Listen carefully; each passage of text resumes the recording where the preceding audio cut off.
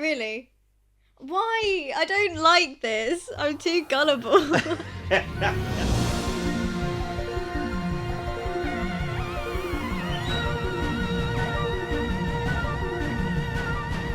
Hello and welcome to the Say So podcast with Kat and Tip. How are you doing? What?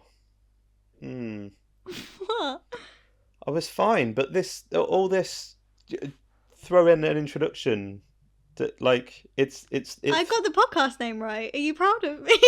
Yeah, it's only taken 29 episodes. Yeah, that was it always throws me when you do the intro, especially when we're mid conversation and you just launch into it. That's we've been taking ages. Yeah. I'm okay, thank you. How are you? Good. I'm grand, thank you. Good stuff. I need everyone to understand that we haven't recorded in so long. I'm so excited to record today. What I think about 2-3 weeks. Yeah.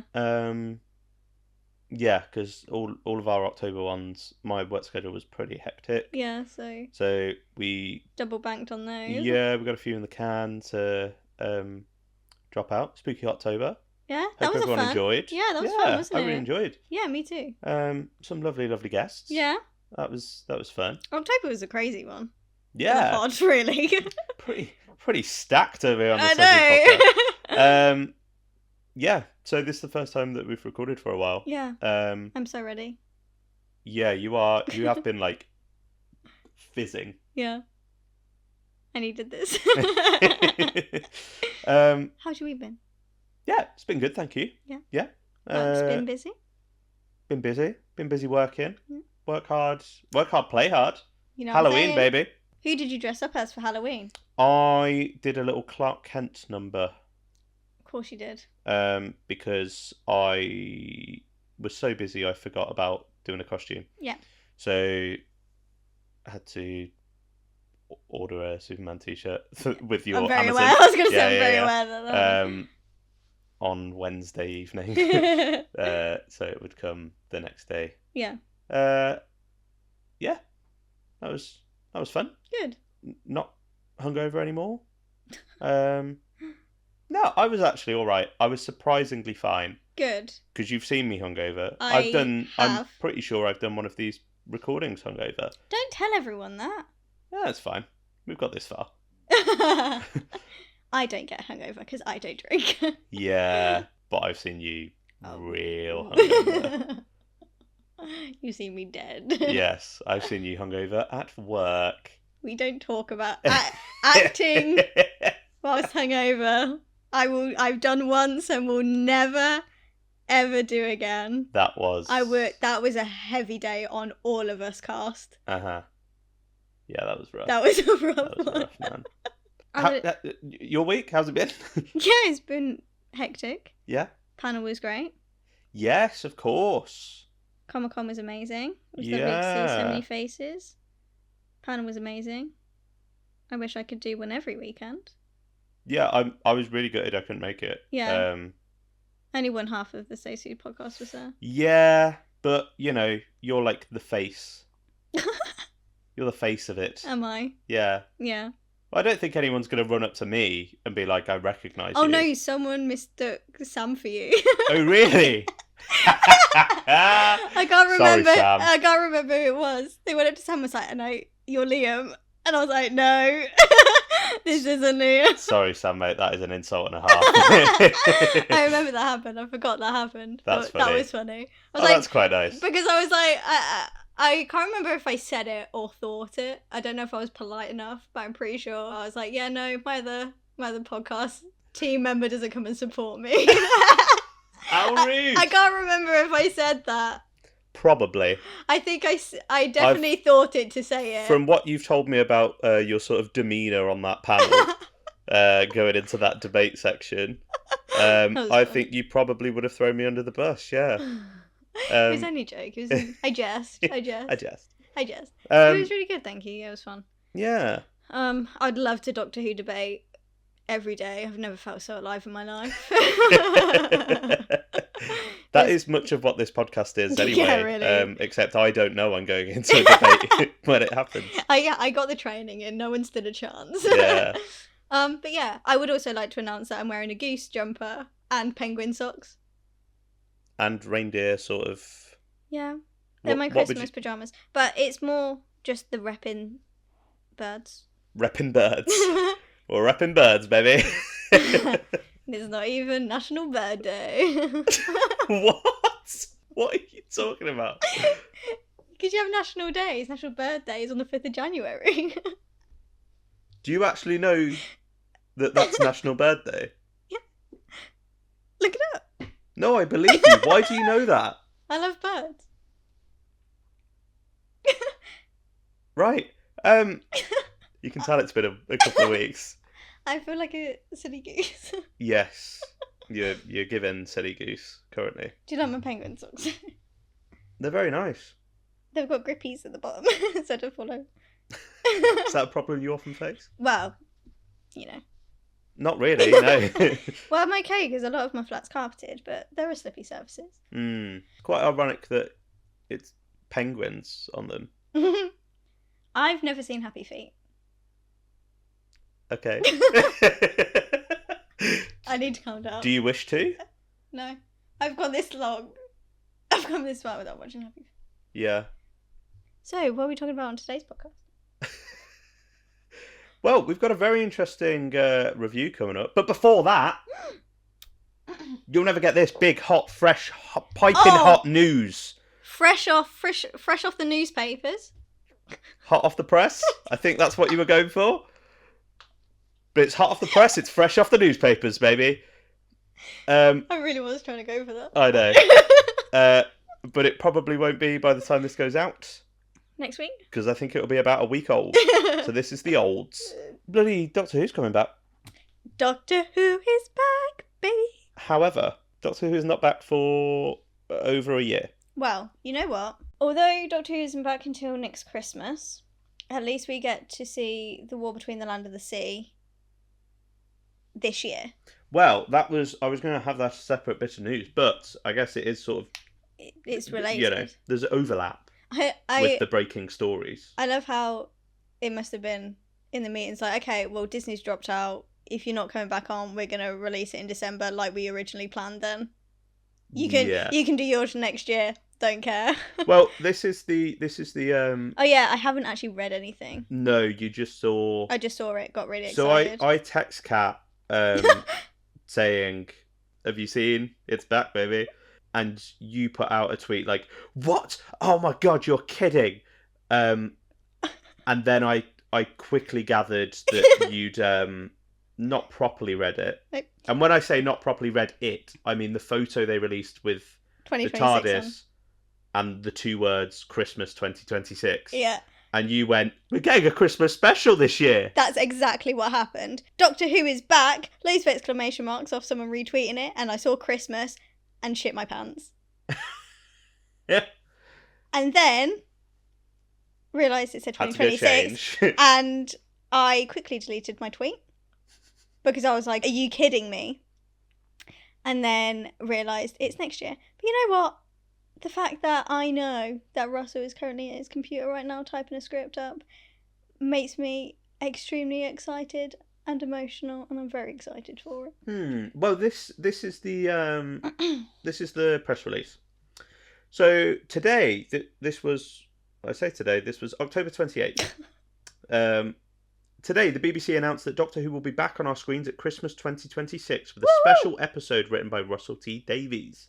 With Disney Plus confirming they will not be partnering on the next season of the sci-fi show, the BBC remain fully committed to the show and will announce plans for the next series in due course to ensure the Doctor's adventures continue. Good. Lindsay Salt, director of drama at the BBC, said, "We'd like to thank Disney Plus for being terrific global partners and collaborators over the past 2 seasons, and for the upcoming The War Between the Land and the Sea. The BBC remains fully committed to Doctor Who, which continues to be one of our most loved dramas, and we are delighted that Russell T Davies has agreed to write us another spectacular Christmas special for 2026. We can assure fans the Doctor is not going anywhere, and we will be announcing plans for the next series in due course, which will ensure the TARDIS remains at the heart of the BBC." And then it's got here a little bit about the CBeebies thing that's in development, and then it's just got at the end, the Doctor Who Christmas special will be produced by Bad Wolf with BBC Studios for the BBC. So, What do we make of this? I'm so excited, and I just can't hide it. What do we make of, other than just your favourite TV shows coming back? Thank God, because, you know, I was getting worried, and I lost sleep over it. Because I wouldn't know, I couldn't live out the wilderness years. Yeah. When I was younger, maybe. Now, definitely couldn't. So I'm very glad it's back. Or at least it's just safe knowing that it still exists and will be coming. Yeah. You know? Like it's nice. It's good news. I'm really, really, really excited for this because I think that now this will be a nice fresh blanket and we're going to get an absolute banger of a Christmas special. A what? A nice fresh blanket. Why are you looking at me like that? Just because that's not an expression. What do you mean? Here it is. A fresh blanket. Like a fresh start? Yeah. Like a clean slate? Yeah. A fresh blanket? Yeah. I need somebody to compile a list of every time that Kat invents an idiom. No. Hold on, let me just Google that. Okay, you give it a Google. So, how do you feel about the fact that, you know, it's obviously not really a surprise that Disney have dropped out. The writing was kind of on the wall. I saw some people, the sort of like reports that they'd maybe made that decision by the end of season 1, but just prolonged it, and you know. Well, they've got a kind of safe face, haven't they? Yeah, but it's just unfortunate that I guess them kind of kicking the can down the road has meant that, because it seems fairly not well known, but like obviously nothing's been confirmed, and this is contrary to official statements put out by Russell and Shooty and the BBC and stuff.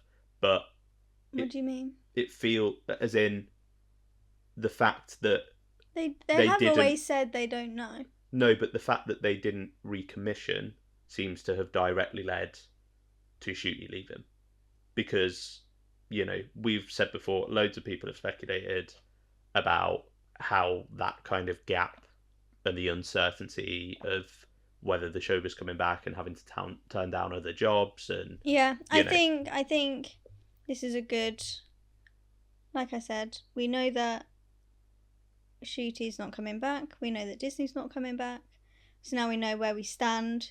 It's good in terms of where we can go moving forward, and I really enjoyed the 60th anniversary specials, and that had nothing to do with Disney, and I hope that we get that kind of Russell back than what we had for series 1 and 2. So the 60th, I know it was like obviously like a different production block. Yeah. But they all went out on Disney Plus. Yeah, but it didn't have anything to do with Disney though, did it? I feel like it did. I didn't think it did. Because the Disney money is how they paid for the TARDIS set and the unit set. And it seems weird that they'd produce 3 specials, just Bad Wolf on their own, because then where does Church on Ruby Road fall in that? Yeah, hold on. Because that was in the production block of season 1. I'm pretty sure it was Disney. I didn't think it was Disney. Also, what did you find for Fresh Blanket? Shut up. Shut up. I can't get anything right today. Yes, Disney was involved. Cool. So I'm just not... I don't know why I'm here. No. Well, it is your flat. Oh yeah, true. Yeah. It is my space that we're using. Okay, yeah. So I was wrong. I'm still holding out hope. I think we know there was some background dramas going on. Mm-hmm. So I think hopefully without the background dramas, we can have I'm hoping for a really Christmassy Christmas special. I genuinely don't know where it's gonna go. Like knows. Did you narratively see? I saw Billy's quote when she was like, "Oh, I guess I'm actually gonna have to do this now."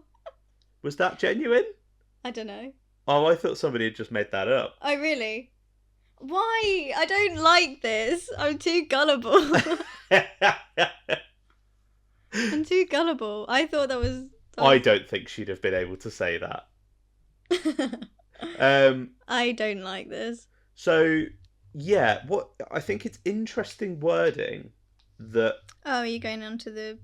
He's going to write a Christmas special for us? Well, yeah, because it says, we're delighted that Russell T Davies has agreed to write us another Christmas Yeah, because special. I feel like they're going to have to work fast now.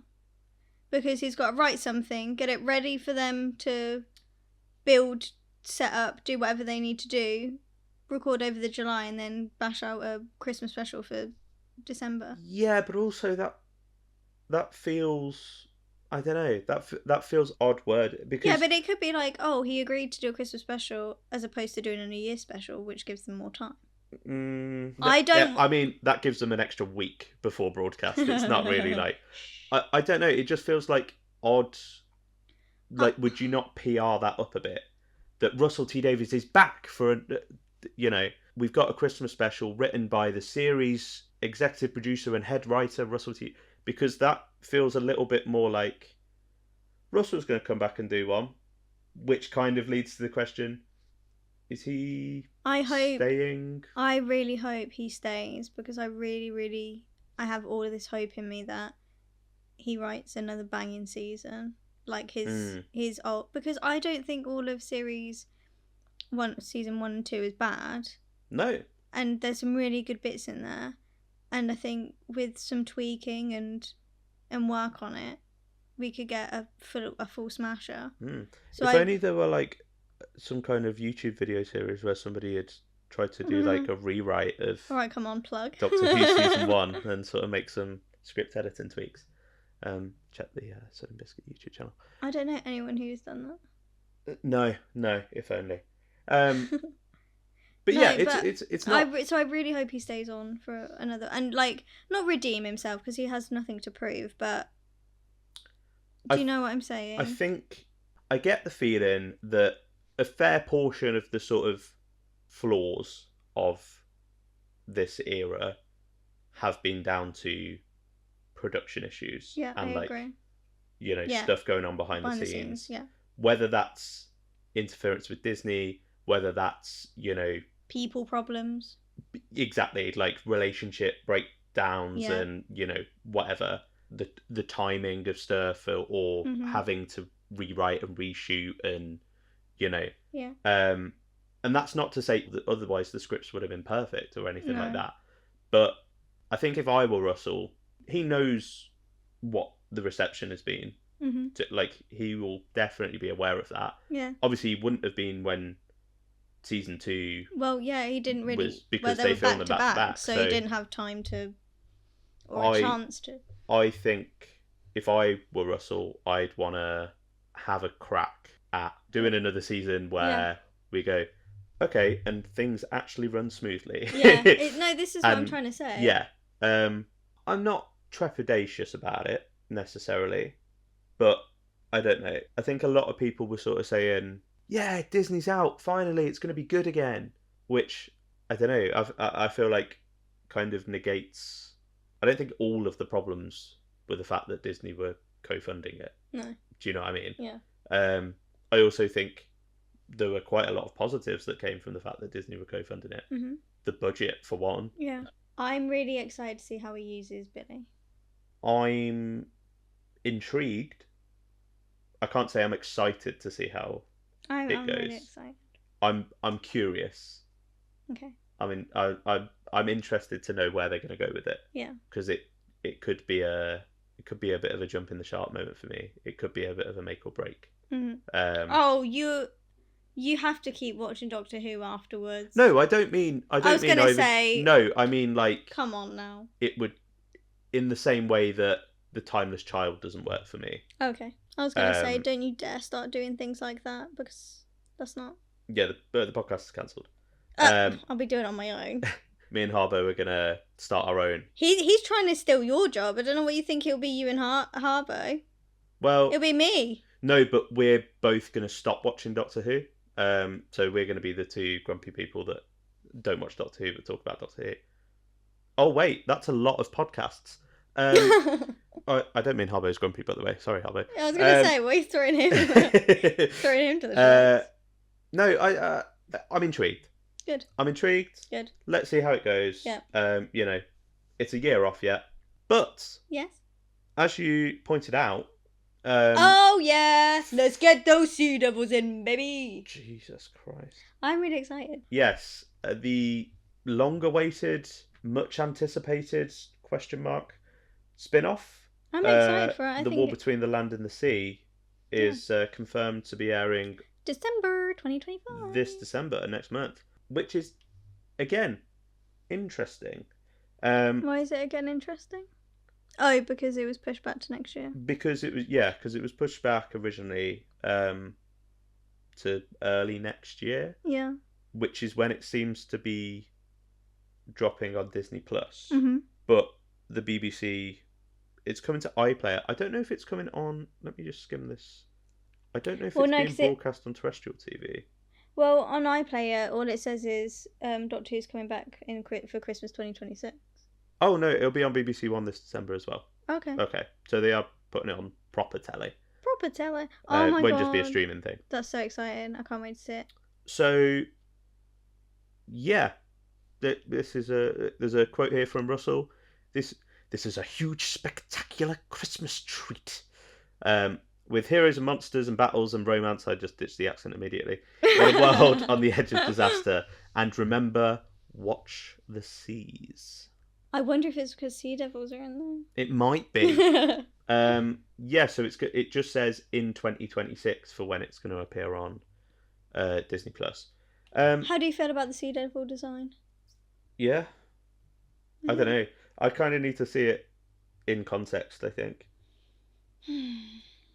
I know people are very mad. I know people don't like the fact that someone's called Salt. Oh, I come know on. that they think love that. They're going to have Russell Tovey getting down with obviously Guggenbath Aurora and doing a little Shape of Water. Of course situation. We're having that. Of course we're having that. We're having sexy Sea Devil time. That is happening. I'm intrigued. I'm not like, I'm really jazzed for this. But I'm not against it. I really hope it's just like Torchwood-esque spin-off with Unit and Sea Devils and Grit and Darkness and... I think that's what it yeah. But I'm not sure where they're pitching it. No. I can't quite work out from the marketing and stuff. It doesn't look... what demo it's going for and what the tone is. Yeah. Like, are we going Torchwood? Are we going a sort of... It's definitely not Sarah Jane Adventures, is it? Well, yeah. But, like, are we just going for the same audience as Doctor Who, but, it's a little thriller kind of thing? Yeah. Or are we going for a more adult audience? And yeah. So I'm intrigued to see what the hell it's all about. And you will next month. Yeah, next month. Well, next month. We're going to have to work out how we're going to cover it on the pod, because we've sort of got our schedule lined up. Maybe we'll do, like, each week, we'll do, like, a War Between segment. We'll do, like, 20 minutes on that week's episode. Something like that. Mm-hmm. And then we'll cover it in whole as a full episode. Yeah, okay. Later down the line. Stay tuned for that. Yeah, let's see how this goes. I still do have full confidence in Russell. Yeah, it's not that I don't have confidence in Russell. I feel like I don't have a proper sense of where things are going. Mm. And not in a, anything could happen, kind of like, the possibilities are endless. In a kind of like, where are we going here? Like, I don't feel like there's a clear direction. We've only just got an answer ourselves. Let them sort it out. No, but that's what I mean. Like, I'm not saying that's his or anyone's fault. They're saying they're going to announce some bits later on down the line. No, but I mean, like, in terms of where we left off. Yeah, no, as in narratively speaking. Yeah, narratively and... Yeah, just generally, like, I don't know, there's not really, like, anything to hang on to. I don't even think they know, so... Yeah, and that's part of the problem. And I know that's unavoidable. And Doctor Who fans are never bloody satisfied. I do feel quite bad for the production team having to navigate all of this. Exactly, navigate those waters. Especially with those bloody sea devils in All there. right. So yeah, we'll see how it goes. But ultimately, Doctor Who's Who coming is back, and regardless of if it comes on our screens and I despise it, I'm still gonna watch it. Good, because it's gonna make my life a lot harder if you don't. Because we've kind of built a podcast around it now. No, it's it's like Rob was saying the other week. There will be points where I don't necessarily like the show, or I don't like an era, or a doctor, or a companion, or a writer, or whatever. But I'll come back to it because you love Doctor Who. Yeah, and in a couple of years, it'll be a new writer or doctor or whatever, and things will have changed a bit, or it'll change week to week because that's the nature kind of it. Yeah. So I mean, I don't see myself throwing in the towel on it currently. Good. Let's end on a high note. Yeah. And it's Christmas Doctor Who.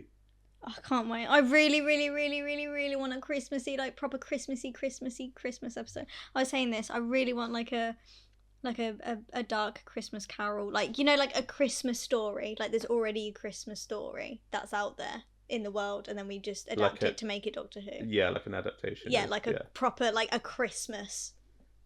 Episode. The thing is, though, that can't happen. Yeah. Yeah. The plot-wise, I feel like there's some stuff that might take precedence. Yeah. God damn it. Do you think we are getting David Tennant? I, and a lot of people will hate me for saying this, would love that. Yeah, I know you would. Of course I would. I don't know how much of my soul will be healed if I see Billie Piper and David Tennant sharing a screen on my Christmas adventures. On your Christmas adventures? Yeah. On your little escapade to the North Pole. Do you know what I'm saying? No, that pilgrimage you do every year. It's a Christmas tradition. I don't listen to the Chimes of Midnight like you lot. I have my own Christmas adventure. Really, like, low-hanging fruit joke that I could make here about you being short and Santa's workshop and even low-hanging fruit was a bit of an accidental. That hurt my feelings. I'm sorry. Just so you're aware. I'm sorry. Can I carry on? Please do. Thank you. I really wouldn't mind that. I think the reception would be poor. Yes. Apart from a small collection of us. I think that it's definitely not happening because I don't think that would happen. I wouldn't, if you can make it work narratively in the sense that we do still have the 14th Doctor, we do have an odd regeneration, we don't really have a pure history on bi-regeneration, so there could be something in that where the kind of three things combine and we get a full Doctor out of it ready for season, whatever we're going to call it moving forward, for the next series. Yeah, that's a point. Surely you got to just continue with season 3. It must be season 3. You can't do season 1 again. No. Or series 16. Yeah. Which feels weird. Yeah. Because you've got series 13, season 1, season 2, series 16. Yeah. It'd have to be season 3. Yeah. They've committed to it now. Yeah. So let's go with season 3. So just having one Doctor moving forward and clearing up all that potential mess. I think there's a story in there. I think like it would be appropriate as long as it was like written correctly. I don't think it will. I hope that it just kind of shines a light on Billie. Billie gets to do her own thing for an hour and whatever, and then they recast and we go from there. I think that's what's going to happen. Yeah. I can't really see, because I saw people being like, it's been leaked. And I'm kind of here like, the script hasn't even been written yet. Yeah, that has not been written. Like, do you know what I mean? Like, nothing has been leaked yet because the script doesn't exist. Yeah. I think, there's obviously been conversations that have been happening between, like, internally at the BBC and Bad Wolf and between those two studios. But then also conversations with Disney and being like, mm-hmm. are you do you want more of this? Or Yeah. Okay, right. But I think it's interesting that, because it was only a few weeks ago that Jane Tranter, oh no, or was it might have been Lindsay Salt saying, Disney will make the decision after War Between Us aired, which at the time we were going, right, okay, so we've got another 4 or 5 months before they even decide. Yeah. And then they have to move forward and then go into production and whatever. Yeah. But I think this has happened recently. Yeah. That it's been confirmed, and I think the BBC and Bad Wolf have gone, right, can we get all of the pieces in place and then get this out, because everybody's going, oh, the show's not coming back. Yeah. So does that mean they've already had to lock down Billy? I presume Billy already knew that. Because this is the thing. No, because this is the thing. Really quickly. Because a couple of months ago I watched an interview that she had, and she said she was dyeing her hair back for something else, and then she didn't, and she got her roots touched up, and I was like, this is making my brain go funny. And then a month later, which is now, they announced the Christmas special, and she keeps touching up her roots. So I do think that she is staying blonde. Do you think it's possible that she's just staying blonde? But she said she was going to dye her hair a different colour. Do you think it's possible she changed her mind? Or she's got another role? I know. How about I hold out hope? How about that? Kat literally looks like that Charlie Day meme currently. With the... Yeah. Presumably... I do think... If they've announced this, then they've had to go, Billy, are you free, at any point? And they're just going to have to sort of work around her schedule and get her locked down. Well, yeah, she's the face of Doctor Who at the minute. I can't see them backpedaling. I think, honestly, if we're working under the assumption that Ncuti left, they reshot the ending to accommodate his regeneration, and even Billy saying she came on so late in the process, I think that they wouldn't have clinched Billy if she wasn't under the belief that she would be coming back in some way, shape or form to continue that narrative. I don't think they'd be that messy. So obviously I think they'd have been like, oh, Billy, before we announce that we've got a Christmas special, which you're going to have to be in, are you going to be free to film it? Yeah, I'm not saying she's found out as everybody else did. No. But I don't know, I think it's interesting that if they found out about the Disney thing, and that they're going to be able to do a Christmas special relatively recently, that would mean they've had to go call up Billy's agent and be like, okay, is she free in July? Yeah. Can we have her for a month or two? Yeah. That's even if they need her that long. What are your thoughts on the sort of slightly bonkers theory, but also I'd have said that Billy Piper turning up after Ncuti Gatwa regenerates was a bonkers theory. So what do you think of she coming back? Yeah. Not happening. No? No. Not happening. Okay. Not in a million years. He just doesn't look like he's having fun. Yeah. I think he enjoyed being the Doctor, and I think he had a great run. But I was watching the I can't remember what it's called, the Doctor Who Confidential, but not Doctor Who Confidential. Unleashed. And in all of his interviews, he just doesn't look like he's really present or wants to do any of it. And obviously they had... But he's tired. He's too old. His knees have given him. And this is exactly what I was about to say. I watched Born with Teeth. I was so annoyed. I ended up missing it because I was ill. Oh, yeah. Yeah, I missed it. I'm sorry. I was really annoyed. When I saw him in Born with Teeth, and he launched himself off of a table... Yeah, I've seen the stills. over a person, and nearly off of the stage. There isn't anything wrong with his knees. I think he was just... I think a lot of things was going on, and he was like, yeah, no. I can't see him coming back at all. To be honest. I think he'd probably come back for a Christmas special, Dare the Doctor situation. I think if his schedule... in the future. Yeah, if his schedule was free and they were like, oh, Ncuti, would you come back and reprise your role for this XYZ? Like Jodie did, and like that kind of thing. I think he'd probably be up for that and have fun with that, but I couldn't see him coming back for another season or two. How do you think... So if this were to be Russell's kind of like bowing out and handing it over, because that's another theory that some people think that this special is just going to be like, okay, tie up all the loose threads and try and not leave things hanging, but thank you. I don't know how we could possibly, and this is why another reason why I really hope he carries on. I don't know how we could possibly, in a Christmas special, tie up 14's arc, because there needs to be some sort of goodbye to him.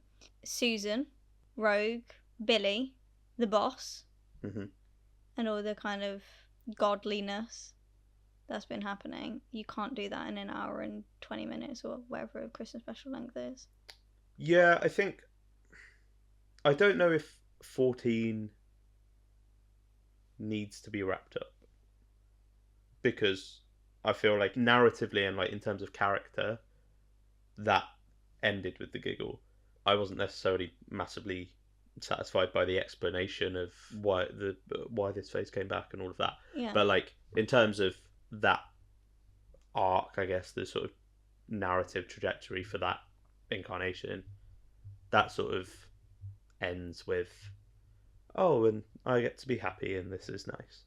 It is that sort of happy ever after.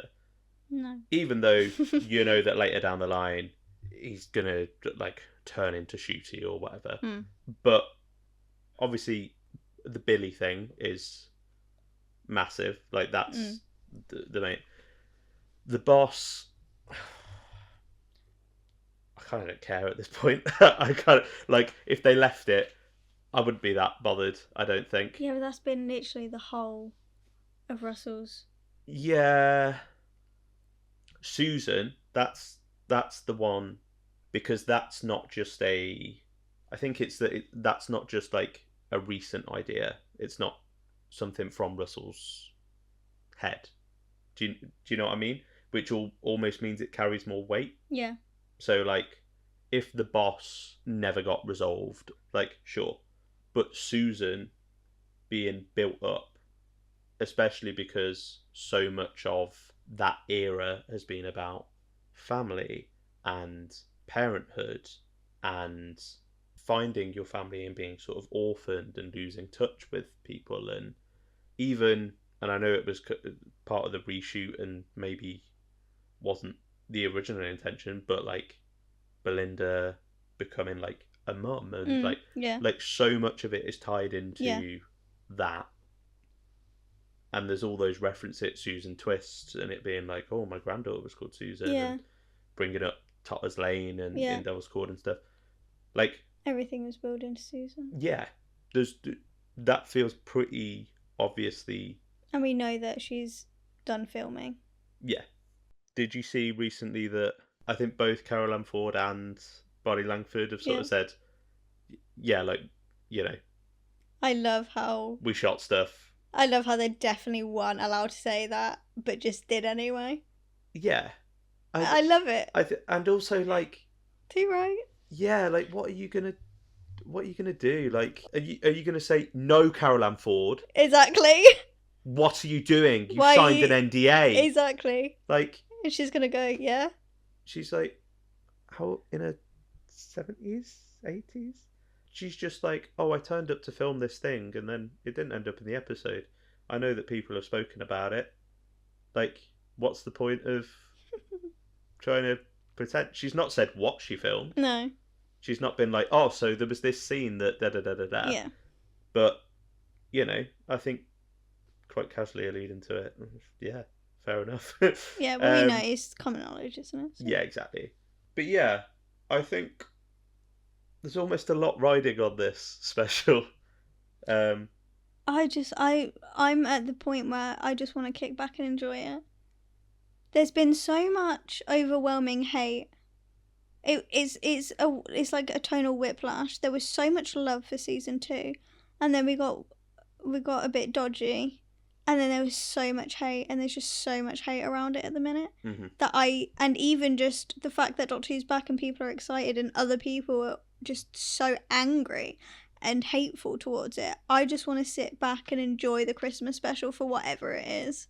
And I'm really not overthinking it or thinking too much into it, because I just want to, I probably won't even be critical of it in the first instance. I just want to sit passively and just enjoy it.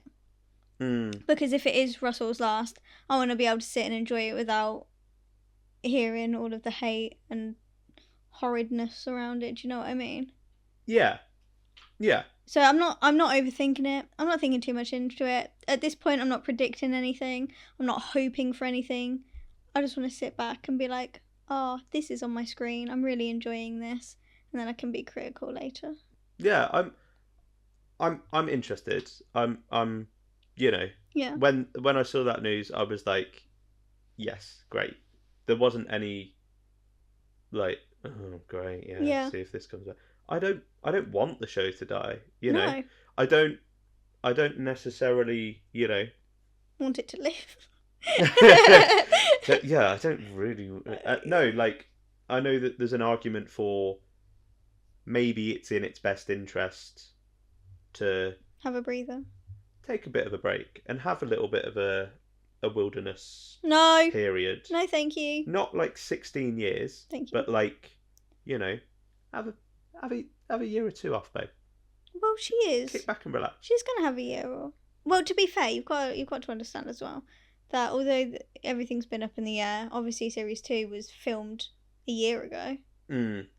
So like, she's had a break. We know from the reception now what needs to happen moving forward. Everyone, it's not unwritten. So let's just hope. We do. It's not. Come on. Well, I say we do. Not to be. I know how to make it good. All right, next showrunner over here. But like, well, yeah, you know, Russell, if you don't want the job anymore, mate. Actually, I've got a very good pitch for season 3. Absolutely not. I have read the writer's tale. It would break me. Yeah, I don't fancy walking through Cardiff Bay at 3 a.m, chain smoking along the bay, being like these bloody Daleks. Could you imagine me being a showrunner? No. Ouch. No, I can't imagine you dealing with that level of... Oh, I could, but people wouldn't like me. I could deal with it. I could handle it. But no one would like me or want to be my friend anymore. Yeah, I'm not sure if you'd be able to maintain a sense of professionalism. No. When things probably not. Went wrong, which I think might put your job in jeopardy. I think people would be too scared to do anything wrong, to be honest. Yeah, but what about things that aren't within my control? Yeah. That'd make me insane. Anyway, Doctor Who's coming back. Woo woo. So, you know, we'll have should we do a watch party at mine? What, on Christmas Day? Oh yeah. I may have other plans, I'm afraid. But I forgot. I didn't read the room at all. Yeah. I forgot. Well, we watched we watched 60th together. Yeah. We didn't watch Starbit, but the Wobbly Yonder and the Giggle, yeah. And The Power of the Doctor we watched together as well. Did we? Yeah, we watched it here. Did we? Yeah. Oh my god, we did. Because we finished work, we missed it on broadcast. Yeah, we did. We came home at like 3 o'clock in the morning and watched it, didn't we? Yeah, because I vividly remember absolutely losing it, like pissing myself laughing at oh my god, that one bit where you had to pause it, and I because I went, did you just hear that? And you went, what? And I rewound it, and it's that line where the Doctor goes, where's Ryan? And Graham goes, Patagonia. Vinda, have you seen that? We absolutely erupted. There's just no reaction. It's so obviously there just because, like, oh, we know that Tosin's not here. Let's quickly... Wait, wasn't I really ill? I had an infection. Probably. You often do. No, yeah, it's true. Because we were doing late night acting, weren't we? We weren't going to get out till 12. Yeah, because it was Halloween. It was October. It was Halloween. Yeah. That was it. I remember. It was this time 3 years ago. Don't make me feel old. Because David Tennant came back and we watched it like 7 times, didn't we? Because I was just sobbing. Because you kept rewinding, yeah.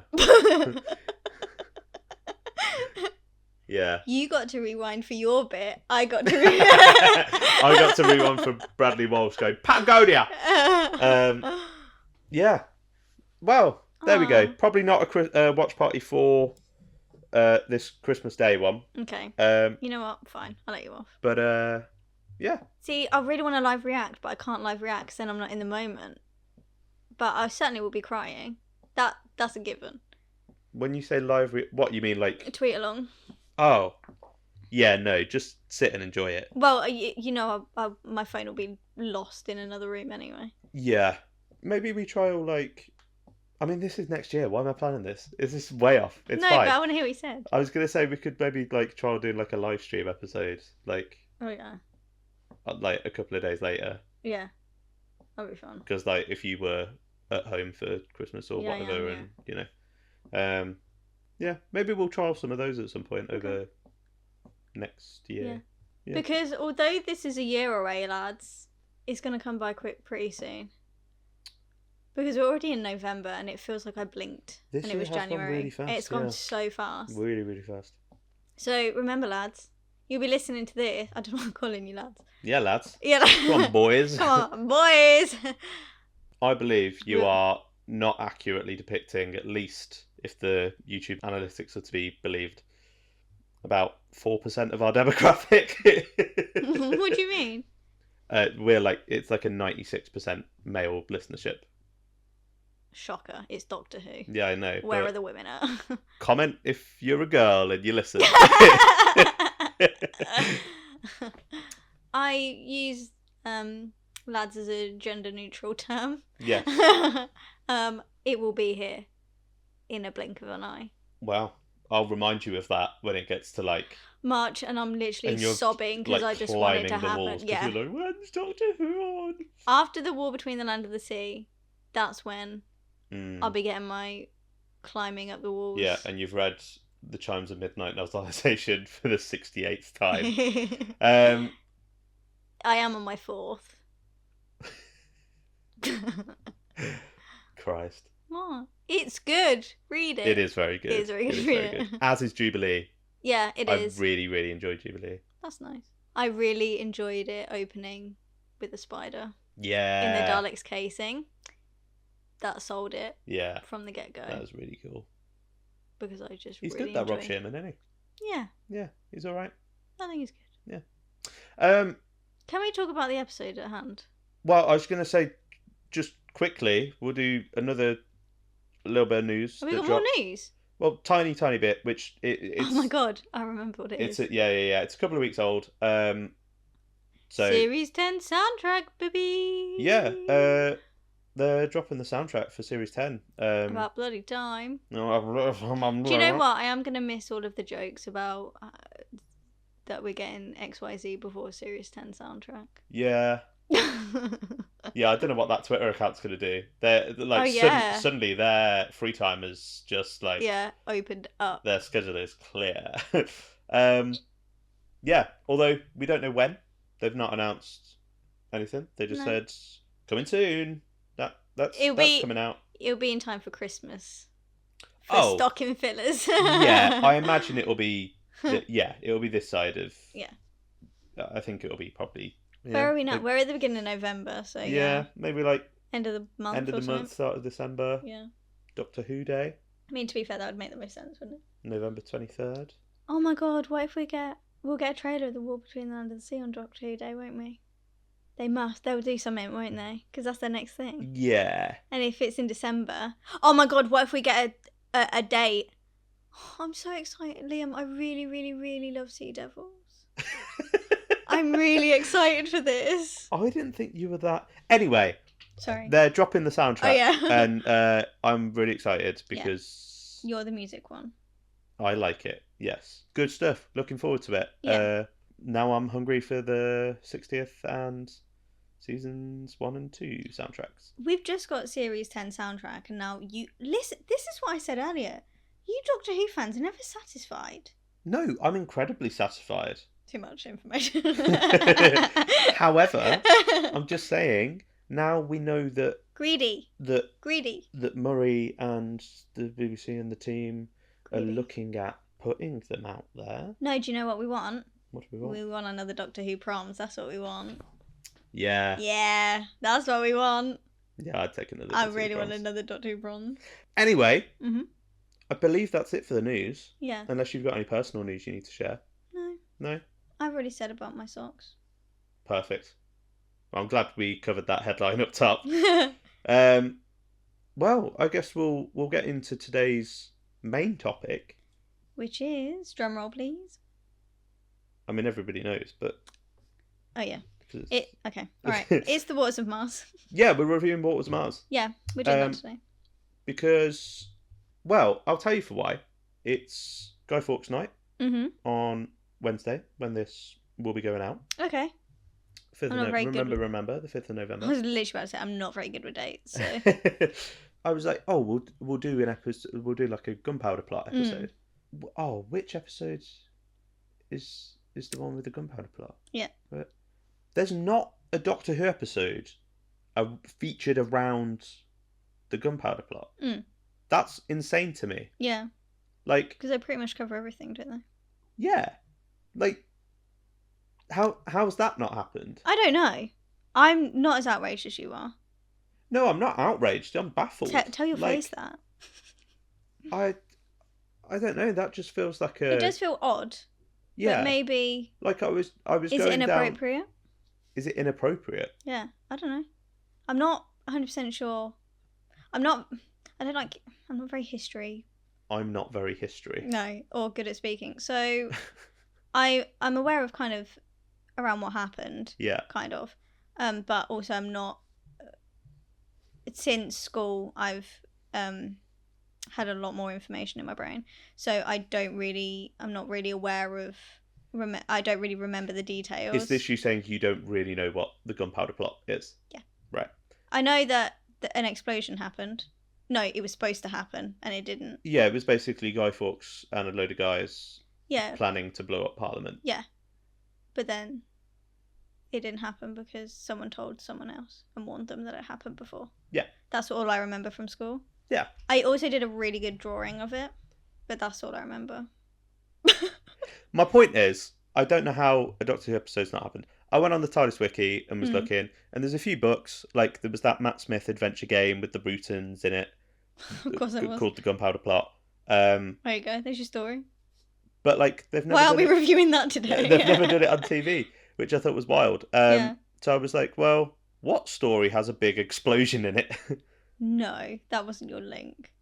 Sort of. That's hilarious. And it was also because I wanted to talk about this one for a while. Okay. But also, coming off the back of our Spooky Hottober... It's a good middle ground. It's a spooky episode. It's a good transition, I feel. Is. Yeah. Out of, I agree. So yeah, I thought, why don't we talk about some Waters of some Marses? Oh.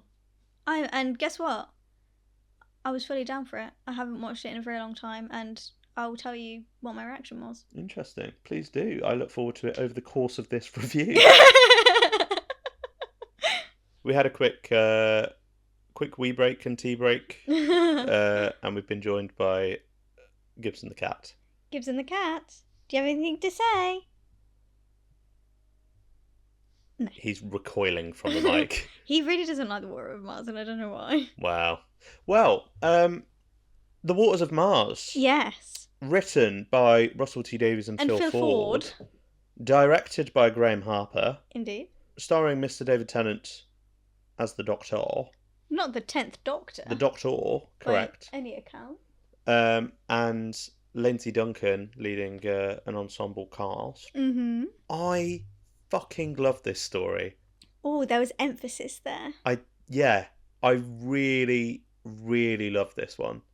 It's always been one that stuck with me. Mm-hmm. But every time I come back to it, I find new things to appreciate about it and go, oh, this one is really good, isn't it? Mm-hmm. What are your sort of general thoughts on this one? I really like it. I cried 3 times today watching it. Interesting. I haven't seen it in years, like years and years, since my last like rewatch, because this is another episode for me where, like, it has all the building blocks for me. Mm. And it's everything that I should really love Yeah. in a Doctor Who episode. But I just don't really watch it. And then I watched it today and was like, why haven't I been watching this? Mm-hmm. Like, as a rewatch episode. I don't know if it's because my emotions are heightened today. But I was just like, oh, man, this bangs. I have 3 critiques of it.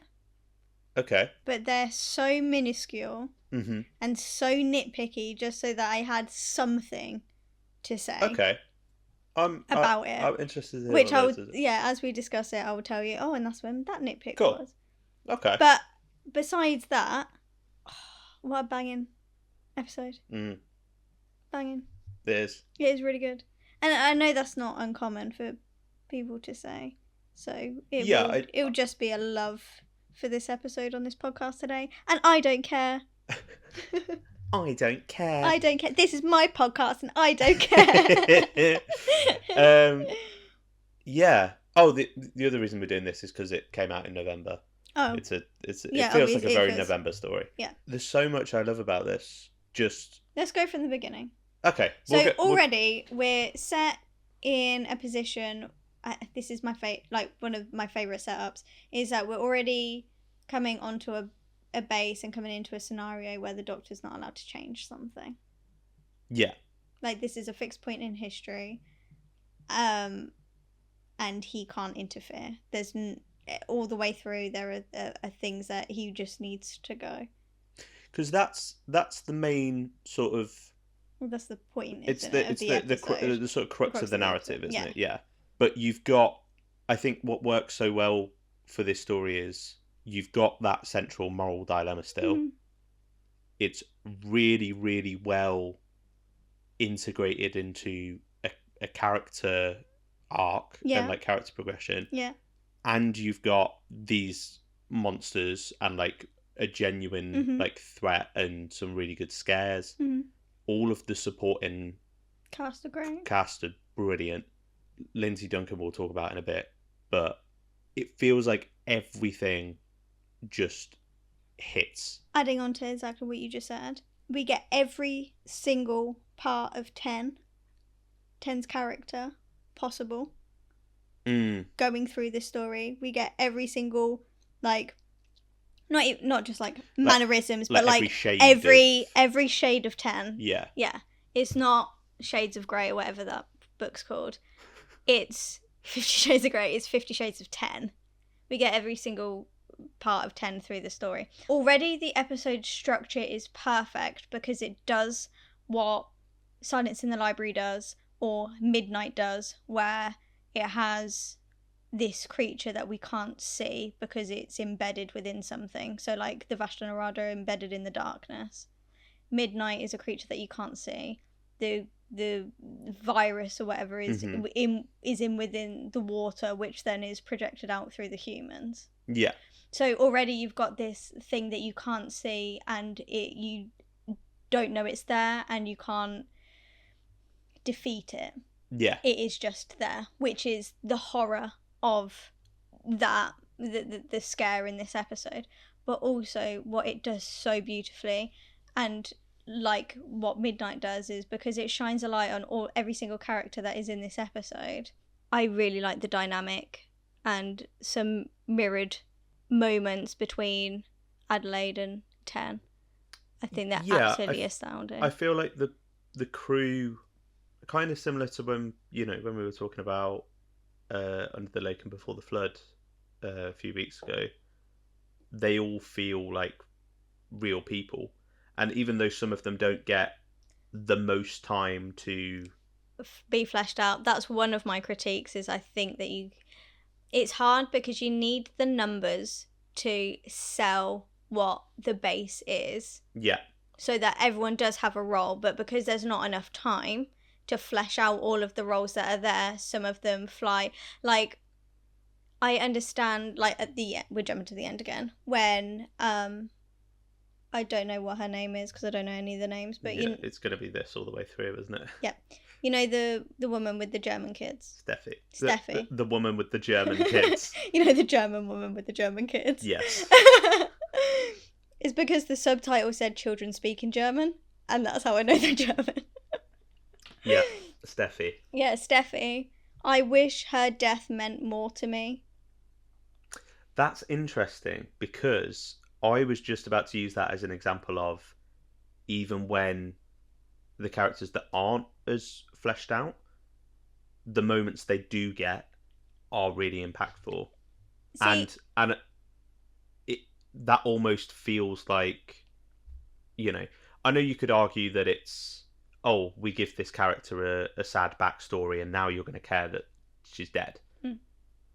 But I don't think not booming it. I don't think it is that. I think it's, this is this character and we get a tiny little glimpse into her life. Because I think this story generally kind of shines a light on, because the Base Under Siege story and, this kind of setting of the Doctor rocks up on a space station or base or whatever, and the crew get picked off by villain of the week. Yeah. But it kind of gives, like, retroactively makes you look back on some of those stories where you have got, nameless scientist number 2, or, John the technician who's got 2 lines or whatever.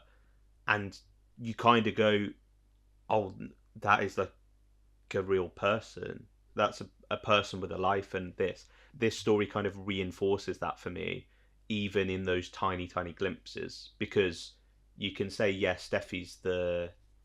I don't actually know what her job title is. Exactly. No, but... No, I don't doubt that any of these characters don't have lives. I believe all of that. I believe they have a role. I believe they have a job. And I think everyone's performance is top tier. I believe that she's sad, that she's dying, and she's leaving her kids behind. And I think that shot is harrowing and is awful, but it still doesn't impact me the way that some of the others do. That's interesting, because that one really works for me. I think it's because, especially for Steffi, because you've not really got an idea of who she is necessarily, and because she's been quite straight-laced up until this point, and you've not really got a sense of, oh, I know who this character is, I know this personality, and she's been just her job. Yeah. She's been her role, both her role on this base, but her role within the story. And then, as soon as she kind of has to accept her fate, that's when she just becomes Steffi, the person, the human being, fully. But... and that makes it more impactful for me. Although I do completely understand what you're saying. I 100% get what you're saying, and I understand that, and that's why I think that her performance is great, and the character's fine, but she is the one where I didn't care. Like, I didn't care about Carrot Guy, the original one. Andy, yeah. I think, sorry. Yeah, but he's like the first one to go. Exactly, so that's fine. Yeah.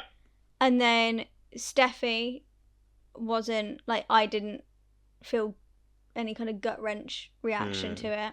For me, personally. Yeah. Because she was one of the characters that didn't create any kind of impact or memory in my head. Because she wasn't really that fleshed out, because they didn't have the time to. Yeah. That's all I was trying to say. I do get what you're saying with that. I completely disagree. That's okay. I think of all of the deaths, that is the one that's most impactful to me. Wow. Yeah.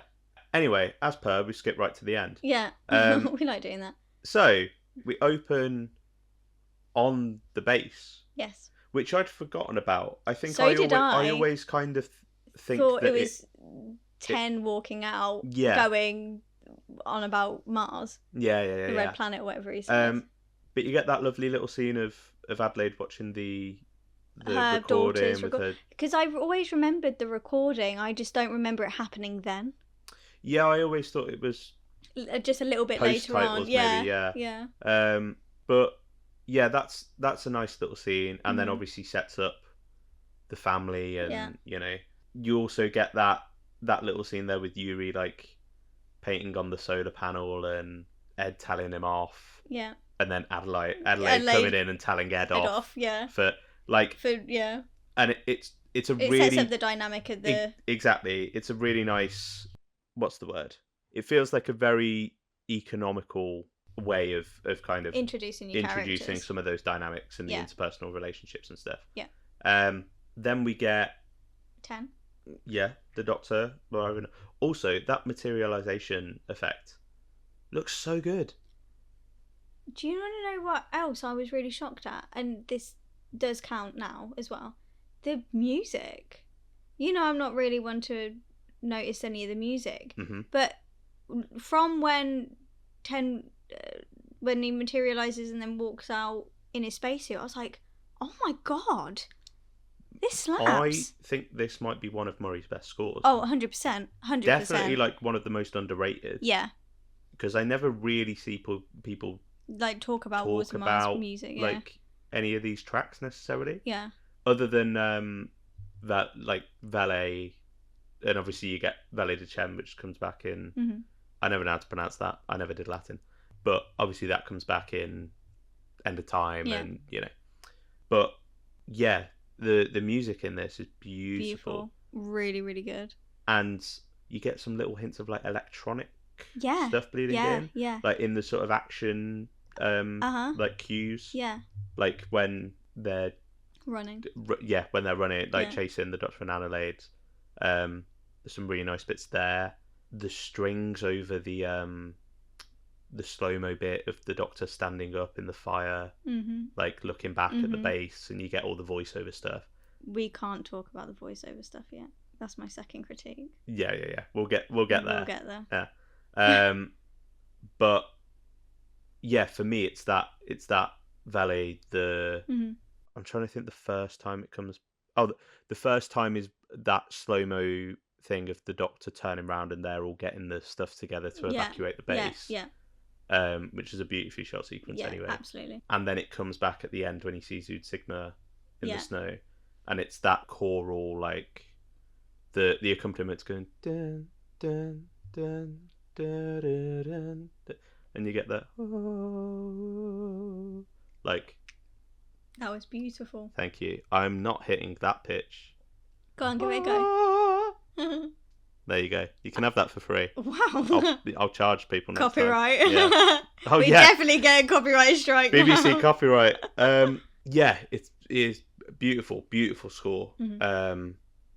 Just really well matched to just beautifully complements everything that's going on. Yeah. The performances and the dialogue and Graham Hopper's direction, which I'm going to nerd out about in a bit anyway. Yeah, really nice. It's interesting that you picked up on that. Yeah. Because, that doesn't happen for me. No. But I was really, really aware of that during this episode. And that's a testament to this episode's score. Yeah. We step out on that. Oh my god. And then he gets stopped by Gadget. And I absolutely love Ten's face. Because it makes me laugh because I try and sell it as like a horror, like robot just kind of stopped him and he should be scared kind of thing.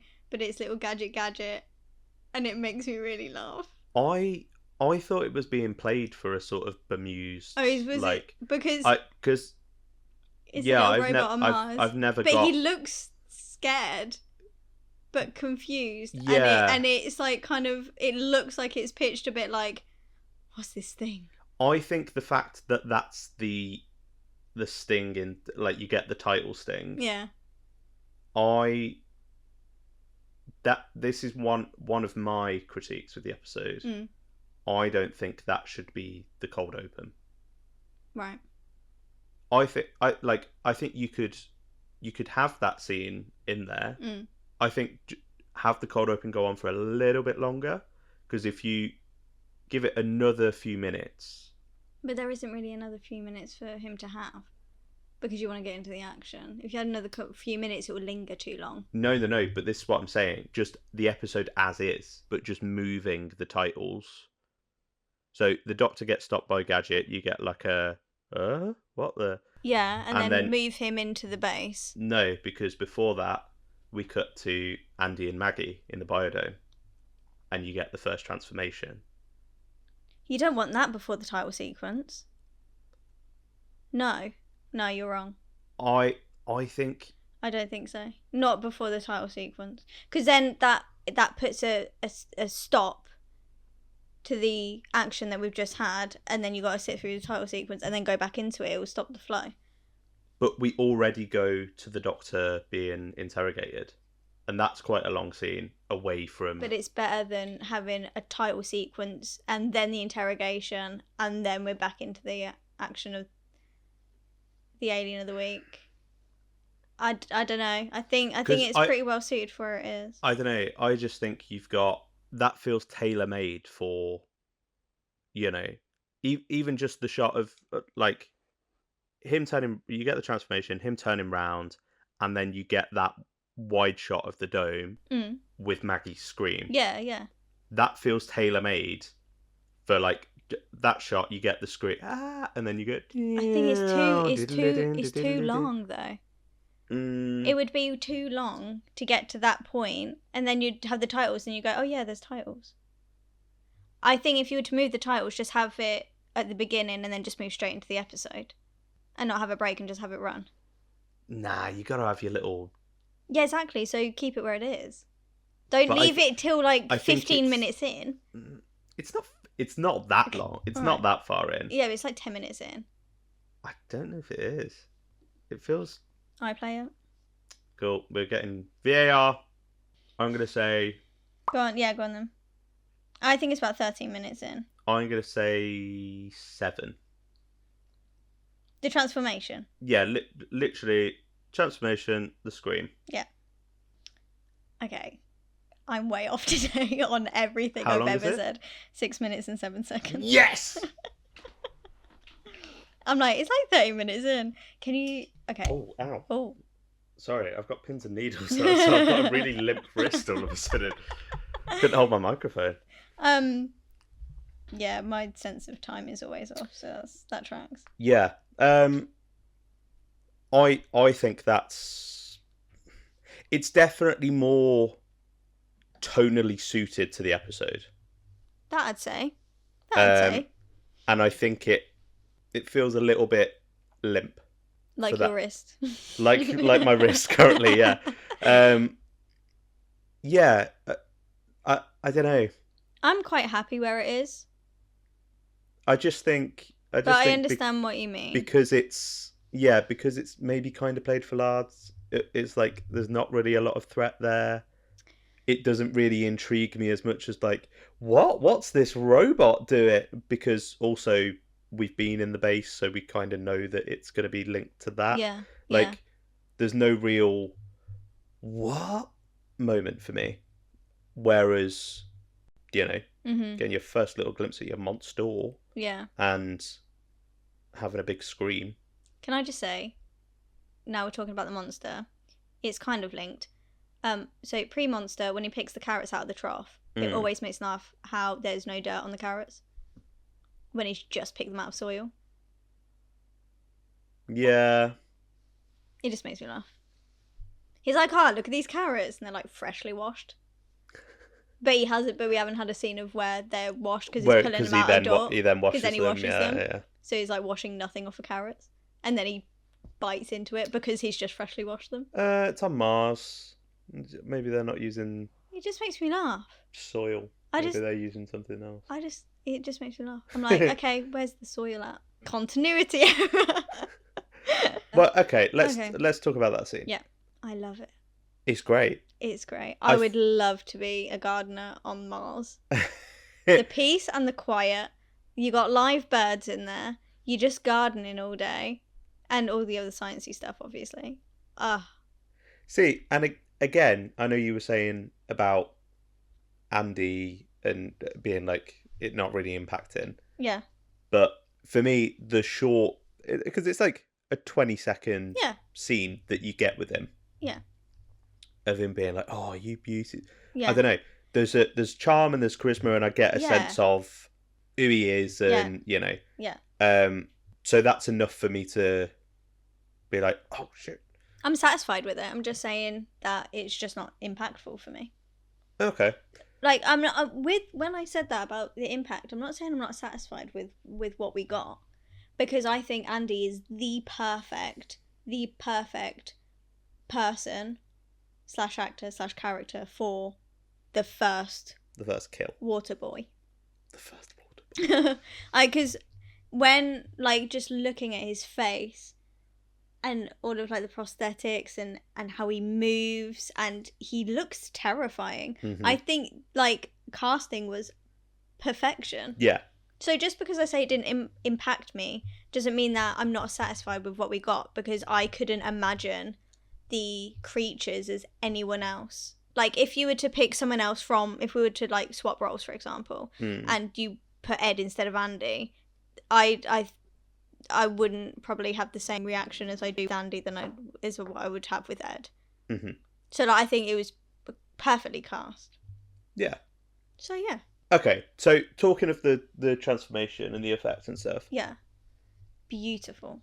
Oh, the water just pouring down. So yeah, just the whole design of the flood infected. Yeah. Incredible. It's horrific. It's horrible, and it's so simple. Yeah. And so effective. Mm-hmm. You didn't need the whole face to become, like, it could have become so overly done. Yeah. And it wasn't. It was just some contact lenses and the mouth, and that's all you need. Because in early, I know they kind of had to pedal it back a little bit from, like, the first sort of concept designs that they had. Yeah. Like, at one stage, the infected had, like, their hair was falling out, and, like, oh my god, it was, like, really sort of grotesque. Yeah. Not that this isn't, but I want to see that. I think this just it's the perfect, just dead in the middle, isn't it? Yeah, it's, like, just okay enough. Yeah. Like, if you pushed it that one little bit further, it'd be too much. Oh no, we can't put this out at 7:00. Yeah. But Doctor Who does that. That's what it does best. Yeah, 100%. Yeah, I think it's a really interesting design, like the fissure, the sort of black mouth. Yeah. And the cracked, like the cracked skin, but the sort of, I don't know, it's not. It looks like what water running down a mountain as it erodes. I think that's what it is. It doesn't look like it doesn't look like broken skin. No, it looks like a cracked rock. Yeah.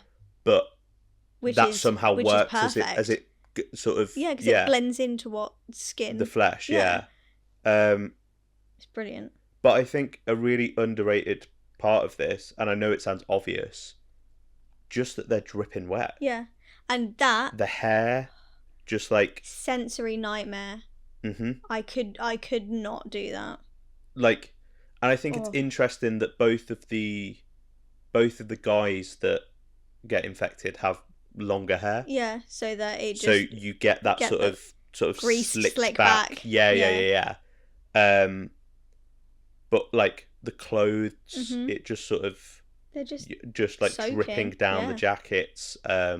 Yeah, it's great. It's horrific. The best thing about all of this is the one line when it's like water waits its patient. All of that, it's just it's so simple and it's so effective. Mm-hmm. It's so good. Again, it's like we were saying, the whole thing of Doctor Who taking something so just ordinary, an everyday thing, water. Yeah. And now it's terrifying. Yeah. It's like when the Doctor's like one filter. That's what it takes. I really like, and I'm jumping ahead again and I'm sorry, the scene with the glacier and the Doctor going off about the Ice Warriors, and this is probably the most interesting the Ice Warriors have ever gotten, is freezing whatever they found. I only found out today that you're an Ice Warriors hater. Did you not know that? No, it's you know never come up how before. I just don't like Zygons? Yeah. I just don't like Ice Warriors as well. I think they're really boring. I don't love them. No. I don't hate them. I quite like them. Modern Ice Warriors are boring as hell. I've not seen it in a while. I would quite like to watch Cold War for a review at some point. Please don't make me do that. I had to watch it for my ranking of Ultimate episodes because I couldn't remember it because I'd never watched it because I'm not interested in Ice Warriors, and it was just as boring as I remembered it to be. Wow. It was just I remember it being quite fun. It's not my cup of tea. The best thing about it is Clara. Well. Obviously. Yeah. They go too wild with it. I've also only seen Empress of Mars maybe twice. Again, boring. And they do a really... No, I'm sure we'll talk about the Ice Warriors because I don't want to get sidetracked. Because I have a lot to say about the Ice Warriors and what they do with the Empress of Mars. Yeah. But, yeah. I completely forgot there was that link there. So when when the doctor said that and they were talking about what they could have possibly froze it under the water, I was like, wow, probably the most interesting the Ice Warriors have ever been. That's incredibly rude. I think for me, something this story does really well is having that continuity. Yeah. Because you've got the references to Pompeii. Yeah, you've got the references of Journey's End. Yeah, starring on Journey's End. Yeah. And then linking back to the Ice Warriors. Yeah. Also linking into the whole story arc that Ten's going through at the minute with the 4 knocks at the end. Yeah, but yeah, I think just having that continuity of the recent. Yeah. You know, stories that have just happened. Yeah, and it feels. It just feels very real and in universe and complete. Yeah. And you know, it's tied together. It's the solid groundwork, isn't it? Yeah, I think it just feels really neat, and I think that's something I miss about this era. Yeah. Everything feels connected. It feels like it's all happening within this one world. Yeah. So yeah, I think that's really neat. It's really nice to sort of tie back, and it also means that you can have it can become shorthand for what you're trying to tell with this story. Yeah. So, you know, yeah, it's a reference, but also the Doctor going, okay, imagine you were in Pompeii. Exactly, and this is a situation that I've been in, and it reinforces what this episode is for an audience that, even like a casual audience, that's going, oh yeah, I remember the Pompeii. What? Oh yeah, because he couldn't change it. Yeah. Like, I don't know. It just kind of in that one line backs it up. I really, really love, and I think is some of the strongest of Russell's work, are the quieter moments between Ten and Adelaide. Yeah, like that scene in the glacier. Yeah. Gorgeous. Yeah, him explaining to when he's telling her future, and she's like, "Why are you telling me this for?" And he's like, "Consolation." Yeah. Incredible. Like one of the standout scenes in this episode for me, and saying that, there are a lot. Which means that they don't stand out. When he's in the shuttle. Yeah. Yeah. It's their conversation through the security camera. Yeah. Beautifully performed by those two. Yeah. And I think that I've got a note that I think they performed it in one take. Mm-hmm. Well, I say they performed it in one take. Like, Lindsay Duncan's close-up is just one solid take. Yeah. And I think David's is as well. Yeah. And I think they just edited matched it up. And but it really feels like they're having this conversation in real time. So many things like that, you'd play back a recording of you'd film David's bit, you'd put it on the screen and go, okay, Lindsay, if you could just say your lines in the gaps, but you'd lose that connection there. Yeah, completely. And that these are two actors that are seasoned. Yeah. They're really, really bringing their A game. Yeah. And it's just a beautiful, beautiful scene. Yeah. And we'll talk a little bit about the Doctor's sort of characterization and all of that. But I think I really love that moment of when she goes, "What's going to save you?" Yeah. and he goes, Captain Adelaide Brooke. Yeah. That's a lovely little beat. Mm-hmm.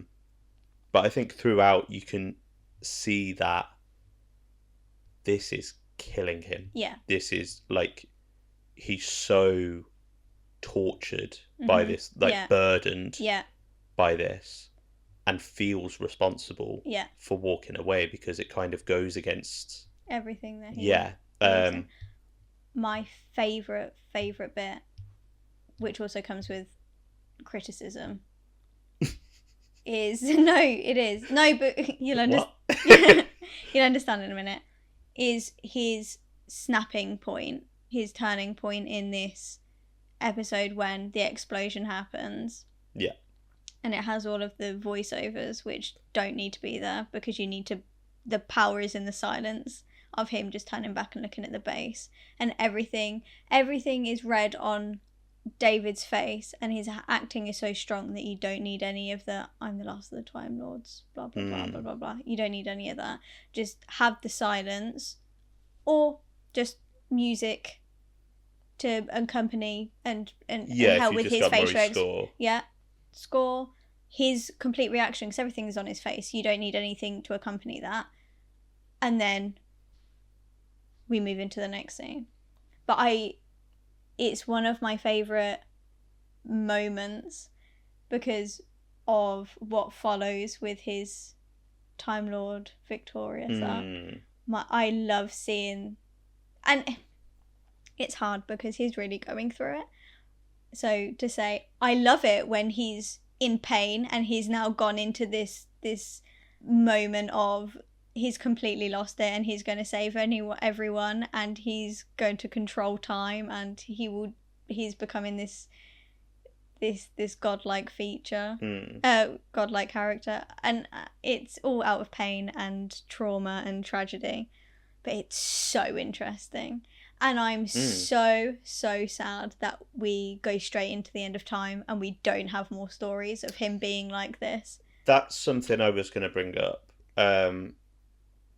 I think the biggest critique of this episode isn't even a critique of this episode. It's that we can't see what follows it because we go straight into the end of time. Yeah, it's that. And I know there are moments of the Time Lord victorious peeking through, but in not End of Time to the extent that we had here. Yeah, and I think even to a certain extent him not turning up at the Youth Sphere, I was going to say, and being like, "Oh, I've been off doing this." But that's the only time we really see this version of him from the Waters of Mars is at the beginning of the End of Time, where he's like, and then the Youth are like, "You shouldn't have done that," and then I feel like he's just 10. I would say his little tantrum. Oh yeah. Is at the end of part 2? Yeah, 100%. That's fine. I think that's the Time Lord victorious, and then he goes, "No, I'm not that. I'm the Doctor." Yeah, and then he moves. Yeah. But I completely agree. It's because I know. Sort of Russell was saying, I think like in the Confidential or like in some behind the scenes stuff that I watched, he was saying, we've kind of been building to this since the show came back. Yeah. And playing with that kind of God complex and the survivor's guilt and twisting that, and and I think especially with Tennant's incarnation, because he is a bit cocky and arrogant, and he sort of walks into a room and he's all charm and smiles and but like he's just the right side of it. Like he has so much charisma that you forgive the negative sides of what the 10th Doctor is. Yeah, exactly. You forgive it because you're like, oh, he's charming and charismatic. And I think it's really interesting.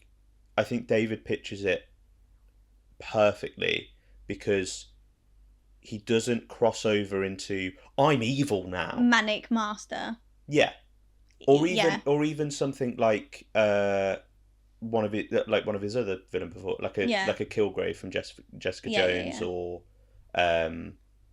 he does play it as though it's just he's just snapped. Yeah, it's it's the Doctor Yeah.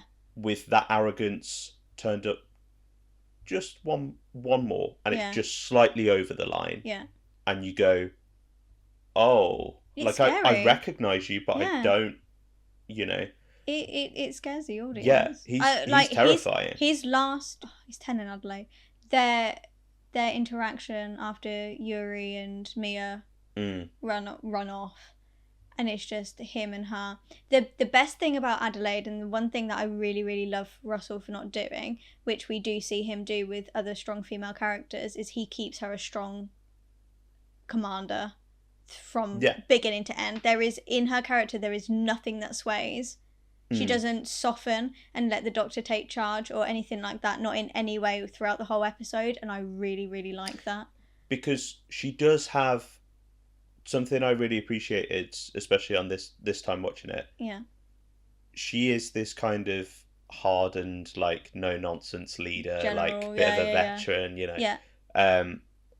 But she's not completely straight-laced. No, she's cares. She's got those softer sides, and she obviously, exactly, she cares. And even, there's that sort of unspoken dynamic that she's got with Ed. Yeah. Which I'm so... Every time when he's like, and you've never forgiven me and given me a chance, and I'm just like, I want to know what that is so bad. Yeah. But I think that's another one of those moments where you go, oh, that hits. Yeah. That hurts even more. 100%, because, But yeah, like, she's obviously given him quite a hard time. Yeah. But there's that little bit where, like, he has a little joke with her and goes, oh, it sounded like a compliment. And she's like, she has a little smile. Mm-hmm. Like, there's affection there. Yeah, of course. She's got a heart. Yeah. But as you say, she stays true to, I'm the leader, I'm responsible, I've got to, save these people or then save the earth and So I think it's really interesting, and her butting heads with the Doctor because she kind of takes like him telling her you're meant to die. Yeah. She has like one, maybe two lines where she's like, no, I won't die. And then... Well, there's 3 stages, isn't there? Because there's 3 instances. The first time she doesn't accept it. Uh-huh. The second time she's curious by it, and she's kind of like, okay, I accept this, but also I'm not going to die because I don't want everyone else to die around me, so how can we get through this? And then the third time she's like, no, I'm meant to die, you're changing history here. And then, especially with the Doctor's reaction, that's why she's like, absolutely not, I'm not letting you win this time. Yeah. So I think it's really interesting that, because she believably goes from, having him at gunpoint, being like, who the fuck are you? Yeah. To, okay, you're coming with me, and we're going to investigate this. Yeah. To a point where she believes this stranger. Yeah. Saying, you're meant to die. I'm from the future, and like, I know. Because she's got nothing else to go on other than him being like, this is a fixed point, you're meant to die. I think that this wouldn't have worked if Russell didn't give her the Dalek backstory. Interesting. I think that sweetens the deal. It does elevate it a little bit. Because but it puts things into perspective and within the realms of possibilities within the universe. Because if you didn't link it back to something that had already happened, and something as significant as the Daleks and stuff, and the Doctor knowing and understanding about that and talking to her about it, I think that helps strengthen that relationship that they form. Because she calls him out for speaking not nonsense, but going on about stuff. Yeah. As in, like, the trust. Yeah. For. Oh, okay. I thought you meant like the whole fixed. Like, you were meant to die. No, thing. I'm not talking about that. We weren't talking about that just a minute ago. No, we were talking about establishing their relationship. Yeah, but I was saying in terms of, like, her character accepting... Oh, no. I'm on about strengthening their relationship and bond and... Yeah. Like, she has all that time to process and accept it and come to it on her own terms anyway throughout the story. But as the story progresses and she starts to believe what's happening and is trying to combat that, then it moves her into that territory of, okay, well, this is meant to happen. And then when the doctor's like, I think the Dalek even knew, like, at that point, like, all of that sweetens the deal, doesn't it? Yeah, that's fair. I always just think it's interesting that she kind of goes almost full circle in, like, because, yeah, as we said, she's this no-nonsense leader, interrogating him, holding him at gunpoint. But I think she does kind of, because she's this character that wants to adventure and explore and go out there and believe, and she's got that sort of wanderlust. When the Doctor comes in, and he is as charismatic as he is, and he has this knowledge, I think it completely makes sense that she believes that. Yeah. And, like, goes along with that. Yeah. Whilst not becoming sort of naive and sort of throwing away the... Like, she never quite lets him take charge and go... That's what I mean. This is what I really love, how she is always still strong and keeps her assertiveness. That coming full circle for her being like, yeah, I believe that you're meant to die so much that I'm going to stop you from saving us. Yeah. And I think, as you say, it's because she can see that he's shot away. He's gone. Yeah. Like... The Doctor that she holds a gun to is not the same Doctor that she sees at the end. Yeah. Well, it is almost like that's not the Doctor, that's the Time Lord Victorious. Yeah, 100%. It's not even just like dialogue, and it, like, David's really, really convincing. You know what it is for me? You know the eyes? Yeah. It's that one shot of where he's got the gadget gloves and he's pilot sort of driving gadget. Yeah, gadget. And he looks across at Adelaide. Oh, and he's got those maniac eyes. She's sort of looking up at him. And he does that smile. He smiles. Yeah. But it's like the eyes aren't smiling. Yeah. It's brilliant. And even as he's, like, walking around and he's, like, doing this with his hair and he's doing this is what I want to talk about. Right, why do we got heat? Yes. Yeah. And it's just turned up slightly too much where you're like, oh, stop it. You're a bit scary now. you see him do that all of the time, but it's fun. Because he's enjoying himself and he's trying to figure out what needs to be done, and he's got a plan in his head and his brain's going at 1,000 miles an hour, and that's the 10th Doctor. But in this instance, it's not that, and you can see it all through his face because he is savage. He is like this animal. Yeah. And it's absolutely thrilling to watch, and you're sat on the edge of your seat and you can't breathe because you're like, who is this man? And what's happening? And Adelaide is us in that moment where she's like, who in the hell? I think it's also really interesting that part of the score for that, when he first appears, is all the strange creatures, which is like the music for the monsters. Right. Like, I think that's a really nice little beat. Yeah. Also, in that same scene, you get a hint of, or like a similar sort of climb to the score for Matt's first scene after the regeneration at the end of time. You know, you get that, like, guitar. Yeah. As he's like, I'm crashing, you get this. That's here. Oh, is it? Which I think is, like, I don't know how intentional that was. Yeah. But, like, it's fun. It's fun from, like, a thematic thing of, like, this is what's going to cause his end. And it's like Matt's in the wings. The new Doctor is here because this Doctor can't go on. Because he's not the Doctor. He's not the Doctor anymore. Yeah, I thought that was I like that. But yeah, David's performance. I mean, David's incredible in this throughout. Yeah, anyway. I think this might be his strongest. Performance. And he's incredible in The End of Time. Yeah. Like, specifically The End of Time Part 2 has some of my favourite scenes. Yeah. You know, I'm a sucker for The End of Time. Anyway, but End of Time Part 2 is everything. But I think Series 4 is David's strongest Doctor Who series anyway. Yeah. But which is so sad, because leading to his end, he has some of the strongest episodes and character moments in his run. Yeah. I think it's really interesting. Also, I would like to ask you a question, because I feel like you would know this. Go on. Because obviously when they filmed in Italy for Pfizer Pompeii, he got his tan. I want to know how close What Is of Mars was in relation to filming The Fires of Pompeii, because he is so tanned.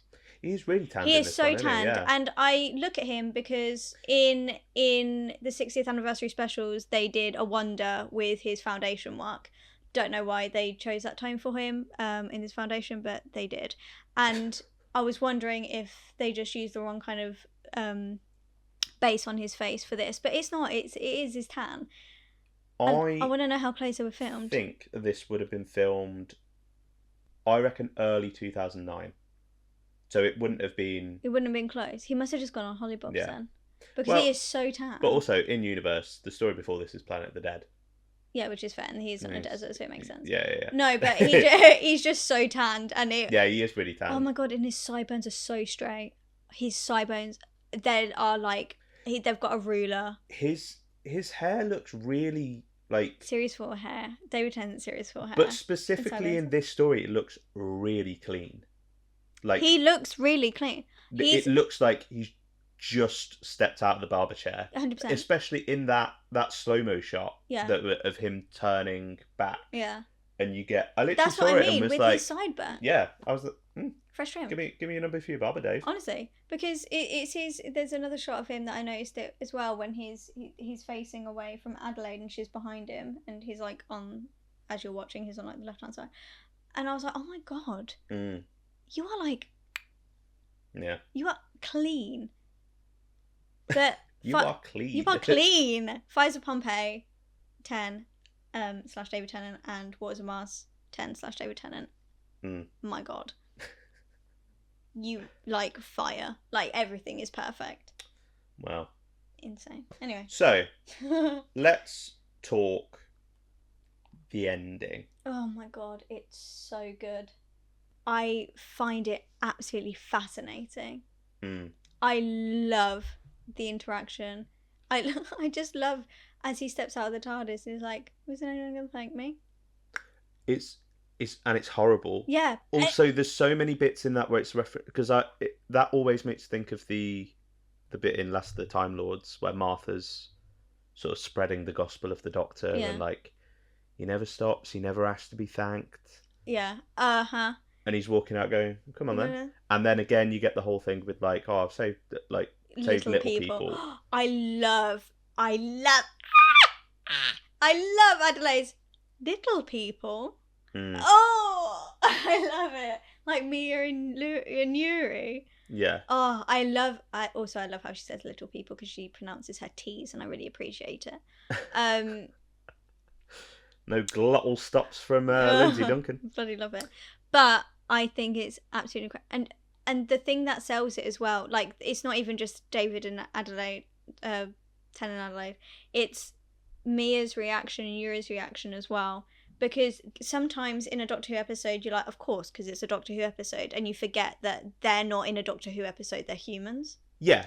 So as they come running out the TARDIS... That's a real reaction. That is a pure, real reaction. And that's exactly what... She is just... encountered all of this on the base that you never would have thought, and a lot of characters are written like they've just gone through this thing and they're like okay with it, like it's happened and they have a reaction, but she's on the verge of a mental breakdown. She's about to have the biggest spiral of her life. Yeah, which I think fantastic. I think in itself is interesting because he has altered she their lives. Yeah, and like she's not supposed to have this reaction. She's not supposed to survive this. Yeah, and like what happens to her? What happens to Yuri? How do they explain being on Earth again? How do they deal with the survivor's guilt of everybody else? You know, like there's so much there that sort of, and it's kind of left to speculate, but I don't know. I think it adds more to the Doctor's flippancy and he's careless. The recklessness, yeah. Because he doesn't even stop to think about any of it. It's like, I've saved your life. Off you go. Yeah. Off you pop. Because I'm the Doctor, I can do what I want. Yeah, I can do what I want. And they've got to come to terms with that and deal with that now. And the Doctor he's not going to hold their hand through this. They're now on their own. I think, for me, the thing that that takes this from being like great to this is Incredible really cinema. really strong, is the whole idea of Adelaide's granddaughter. Yeah. You know, because it adds extra weight to, it's not just you have to die. Mm-hmm. There's a legacy. There's internal the internal conflict of the Doctor being like, it goes against all of my nature to let you just die. Yeah. But also it's inherent within me and my race and what I know I need to do to do anything to change it. Yeah. And yeah, it's letting someone that he really admires die, or letting anyone die for a start. Yeah. Then it's someone that he really admires and respects and has now formed this relationship with. But then also the added thing of this moment is like, what sets up for the future. Yeah, just kicks off humanity's next chapter. Yeah. And you know, it's kind of referenced at the end when Adelaide is sort of saying, well, what about Susie? But yeah, you know, and it's like, well, you can and inspire her face to face now. Yeah, like it's like, yeah, it will be fine. Yeah. Will it? Yeah, you don't know that. You've spent your whole life saying, no, these things can't change. You spent the whole episode saying that. Yeah, and now, because on a whim you've decided, actually, no, I can do what I want. Yeah. You're, like you say, you don't actually know that. No. You're making this up as you go along. And it's that arrogance, the sort of flippancy of some of it. I really like that Adelaide didn't let him win. Yeah. And she wasn't going to let him win from the start, and she didn't let him win now, and she showed her courage. Yeah, I think it's really admirable. I think it's admirable that they would even attempt something as dark as that. Yeah. In Doctor Who. Yeah. Because it's not just a character killing themselves. Yeah. It's a character with like real strong moral fibre. Yeah. Going against your protagonist directly. Yeah. In doing that. But also it's not because she like necessarily wants to or you know, he's forced her into this corner where she has to. And again, it's her way of sort of putting things right with the universe. Yeah. But as you say, directly going, no. Yeah.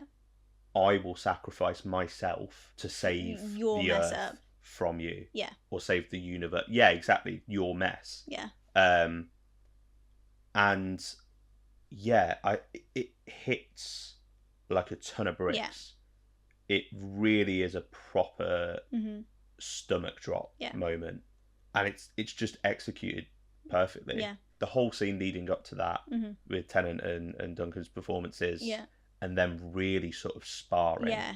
Because I like that the Doctor's sort of, you know, you get that sort of flippancy and the cheeky, you know, like until it's just he and Adelaide. Yeah, well, there's even a little bit of that where he's like, "Oh yeah, it'll be fine," or "Oh, I've saved some little people, but no one as important as you," and you know, and he's still trying to charm her. He's still excited, and her, like real, like she's offended, she's insulted, yeah. And I don't think it's until she directly challenges him and she goes, "No, you're wrong. Yeah, no one should have that power." Tough. I do. Yeah. And it's the for the longest time I sort of thought I was just a survivor, but I'm not. I'm the winner. And it's so childish and like impetuous. And there's nobody to stop you. Yeah.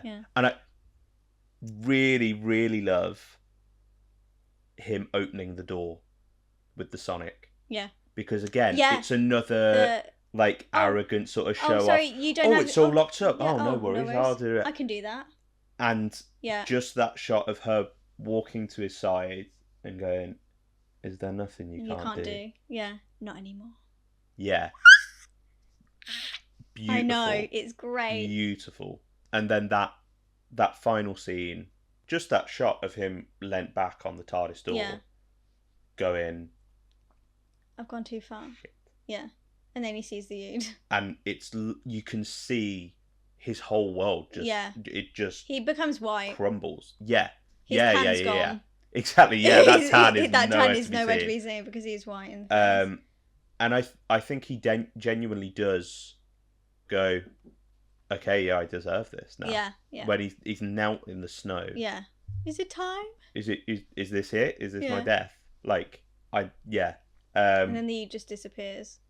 But then he scurries back into the TARDIS. I love all of that. Even more interestingly, that final shot of him in the TARDIS on his own, just stood there, brooding. Mm-hmm.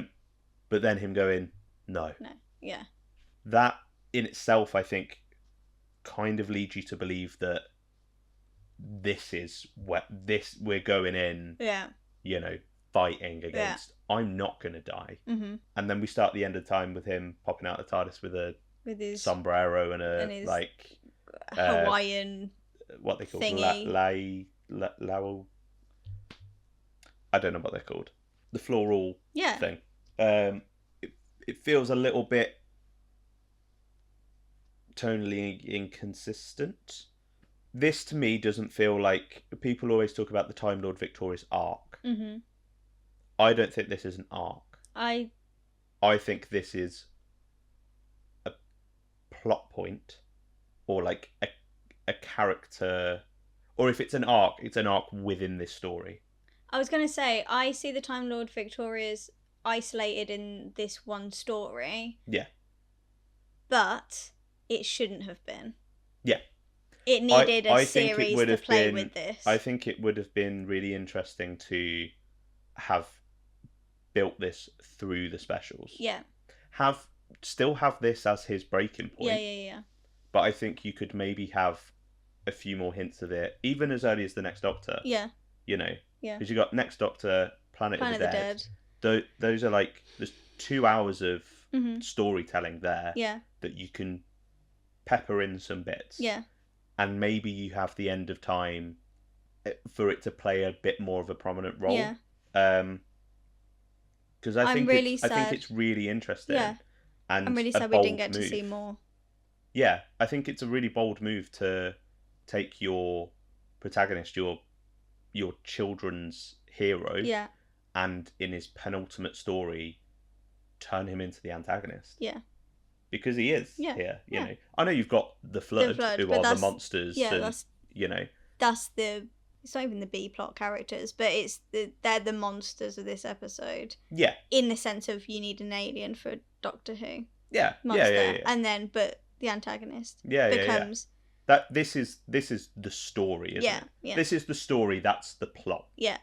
Do you know what I mean? Yeah. But yeah, I'd love to have seen a bit more of this. Mm-hmm. Me too. And I think... Because it's not the most interesting part of the story, but it's the interesting part of 10. Yeah. As he's progressing. I think it's... I would say it is the most interesting part of the story, but that also isn't to devalue everything else in it, because it's great. I mean, yeah. We've not even spoken about Graham Harper. What an absolute legend. There are so many shots in this, I'm going... Oh my god, this is beautiful. Yes. Yeah. Just like the exterior shots of Mars, I think look great. Yeah. All the shots of the biodome. The actual set itself, I think, looks really nice. Like the production design as well on this. Shit hot. Because it looks like a NASA... Looks like the Eden Project, doesn't it? Yeah, but the actual like base, like the interior. Oh yeah. So I know it's technically is interior, but yeah. Like the sort base. Of central hub. Yeah. It looks even like, the rocket looks great. Yeah, like it looks like a NASA. Yeah. Sort of space experiment. Yeah. Whereas, you know, and I know in this era a lot of the stuff you get is that kind of grimy industrial sort of thing, which fits for what they're going, you know, your Impossible Planet, your 42, and it fits for that. Mm-hmm.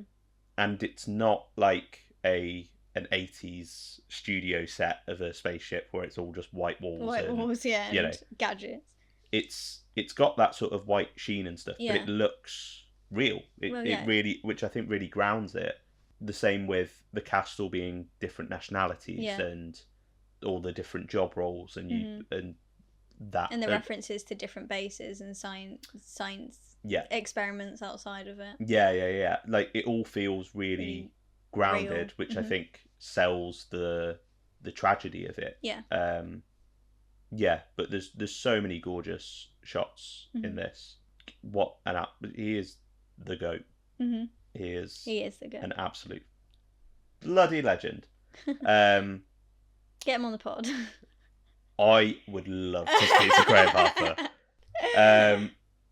Well, I tell you what I've just thought about, actually. What have you actually just thought about, actually? I'll tell you what I've actually just thought about, actually. Actually, it's actually time for a bit of trivia. Oh!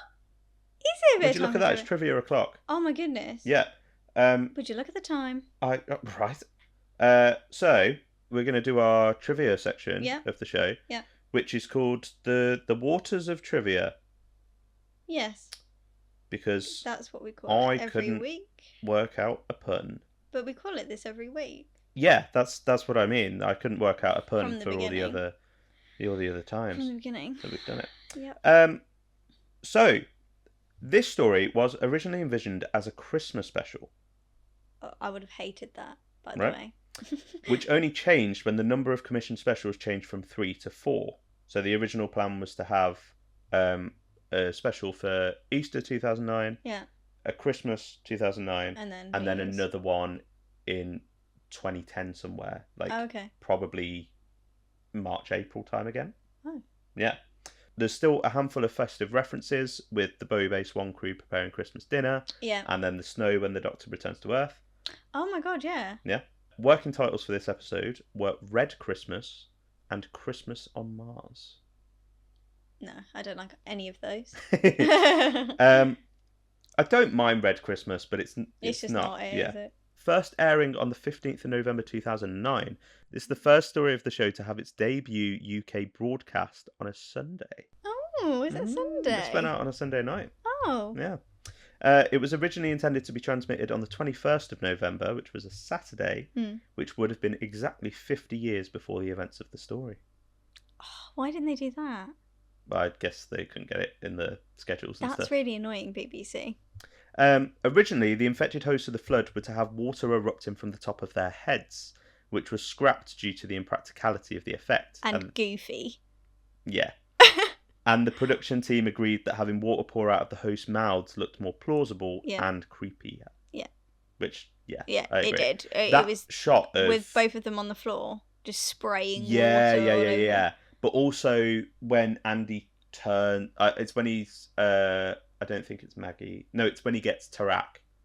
And he turns round and some of the water sort of splashes on the camera. Yeah. That's a really great effect. Go on, because I know what you're about to say. The best one is in the I'm going to say cleanliness chamber. the incubation. What is it? Come on, give me words. Sterilization. No, you keep saying. Hold on. You keep saying words. I'm Jackie Tylering. I know. Sanitation station. No. What's the word? Say it. Say the word. You've deleted the words from my head by saying other words. I didn't Cyberman you. It's not decontamination. It is. No. Contamination. Disinfection. No. People are shouting words at you right now. Okay, say your thing and I'll think. Well, let's say the decontamination room where they leave them there for a couple of days. It's that when they set the system alarms off and the room goes red and it's just... Is it Maggie? Is that what her name is? Yeah. And it's just Maggie there with all the water pouring out of her mouth and everything's just red and that shot is absolutely stunning. Yeah. The lighting in that is great. I can't think of the word. It'll come to me. I'm sure it'll come to you on the next recording. Yeah, probably. That's really going to annoy me. Sorry. Okay. Is it just a good cup of tea you need? Probably. I was going to say the other gorgeous shot, and I think it's just how it's framed and the sound design is really nice of just the water trickling. Andy infecting Tarak, where the Doctor and Adelaide come through, and Tarek's on his knees. And he's got it on his head and he's shaking. I mean, that's a horrible image anyway. Yeah. And you've got the torches sort of flicking between the two as they're kind of working out. Like, it's really nicely darkness, lit. Yeah, You can't quite make out what's happening. It's horrific. But just the effect in itself, like them having a kind of seizure, is really unsettling. Yeah, like it's really coursing horrible through them.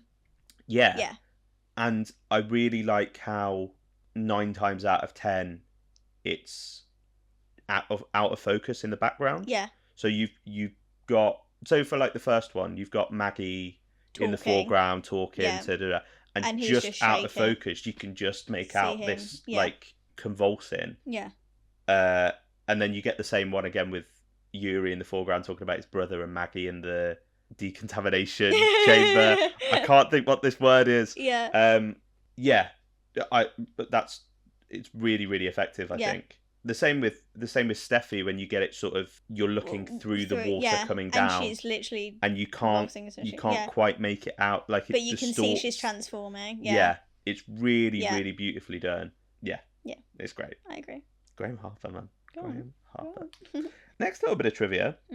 Adelaide was originally meant to be a Russian character named Valentina Kerensky, with Helen Mirren in mind to play her.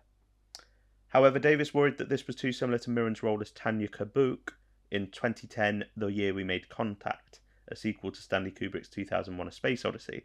The character was reworked and renamed Grace before becoming Adelaide to avoid similarities with Grace Holloway.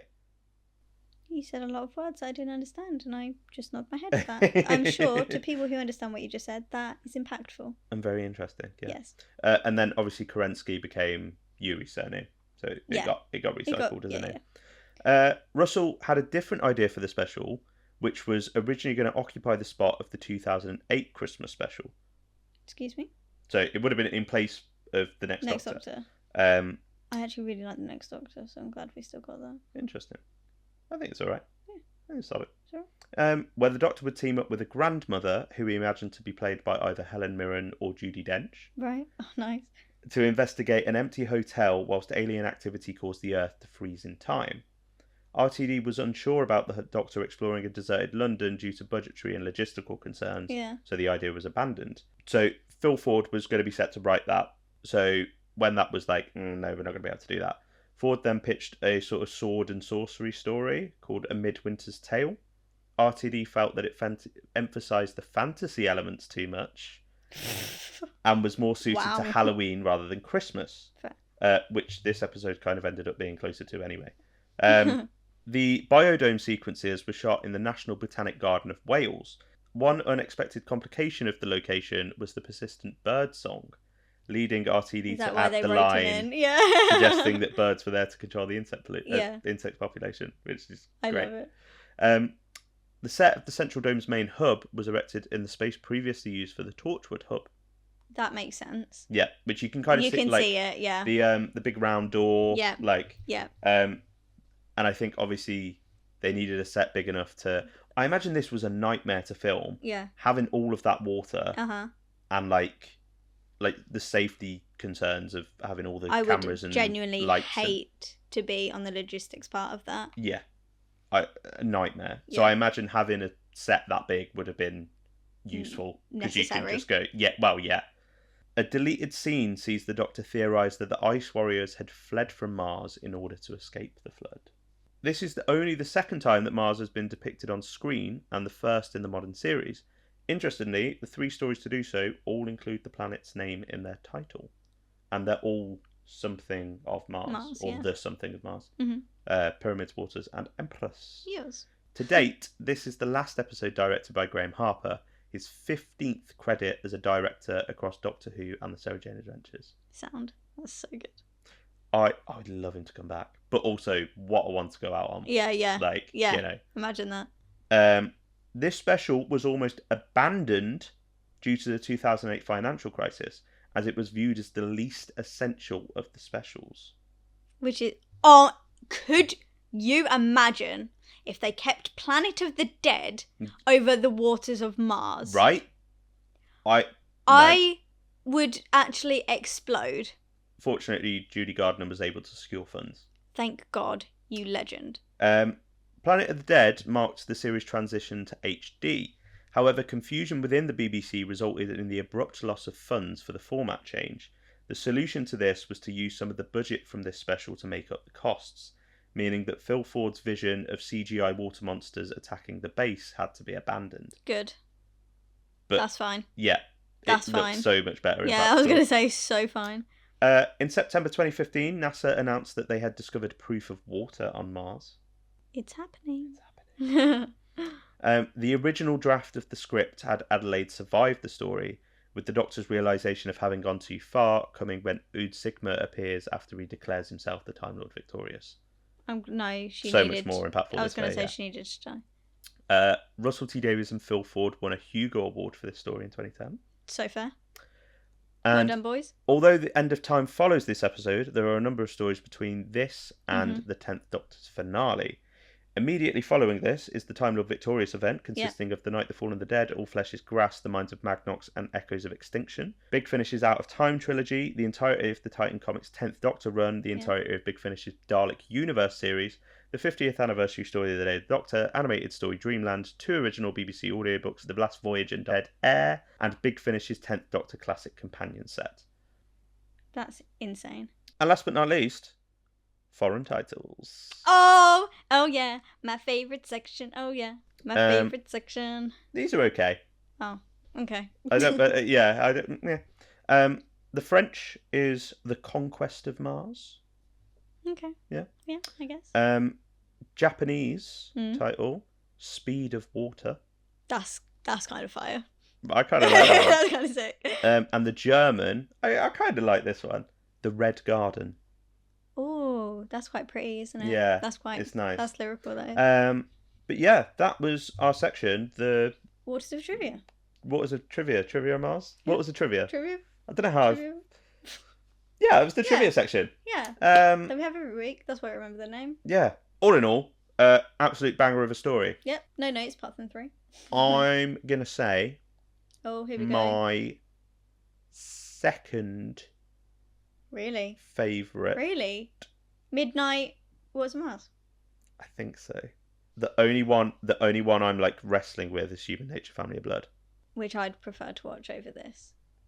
I think that, I'm talking of the RTD era. Yeah. Yeah.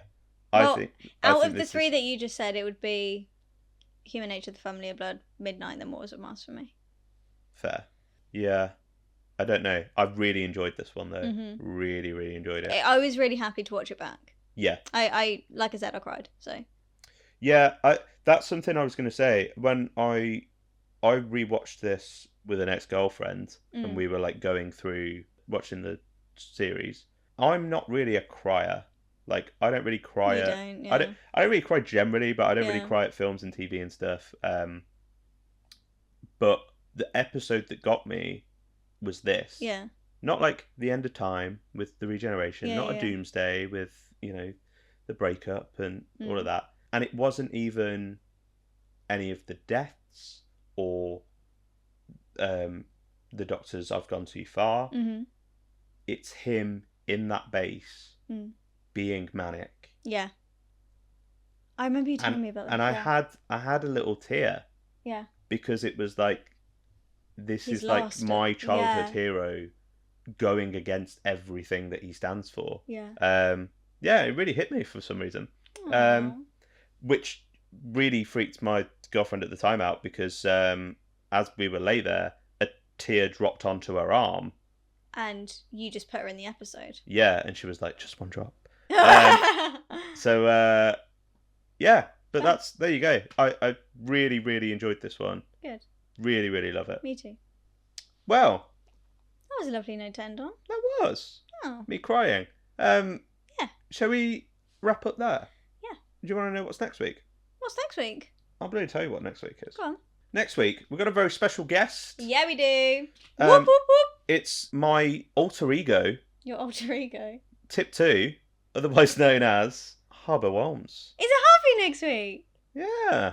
Harvey's back. Harvey's back. Yeah, man. My best friend. And we're talking about I mean, a topic that he actually suggested. He did. He messaged me. He was like, I want to do a video on this. He was like, but it's more of a podcast one, so we can do it on your podcast. I was like, yeah, let's go. Oh, there we go. So we're talking about Doctor Who's biggest mistakes. Yeah. For each showrunner? Yeah, I've kind of got my notes for this one. I've got like each Doctor. Oh, okay. I've done each showrunner, but we can sort that out. Yeah. It'll be a nice little discussion of going, why did they do that? In what? Why did they do that? You're going to see Kat crash out over the Timeless Child. Oh, God. Strap in for next week's 6-hour podcast. I have notes, by the way. Okay. I have notes. Be ready. I have notes. It will all be nice and light-hearted, and we're not going to get too bogged down and be like, it was rubbish. No, oh no, these are all very constructive. But we're just poking a little bit of fun at the show for every era, so there's no favouritism. No, absolutely not. So I have things to say about everyone. Yeah, they're all shit. No. No. Cleo, no, the condensation. Yeah, so join us next week for that. In the meantime, where can they find you? They can find me on Twitter and Instagram, refusing to call it X, at simplykatie_XO. Where can they find you? They can find me also on the Twitter. I also refuse to call it X, at Sudden Biscuit, and on the Sudden Biscuit YouTube channel, which you may very well be listening to this here podcast on right now. Thank you very much for joining us. We'll be back next week with Harbo/Tip2. And I hope you have a lovely week in the meantime. Bye. Doctor Who's coming back, baby. Oh, yeah, it's back, baby. See you later.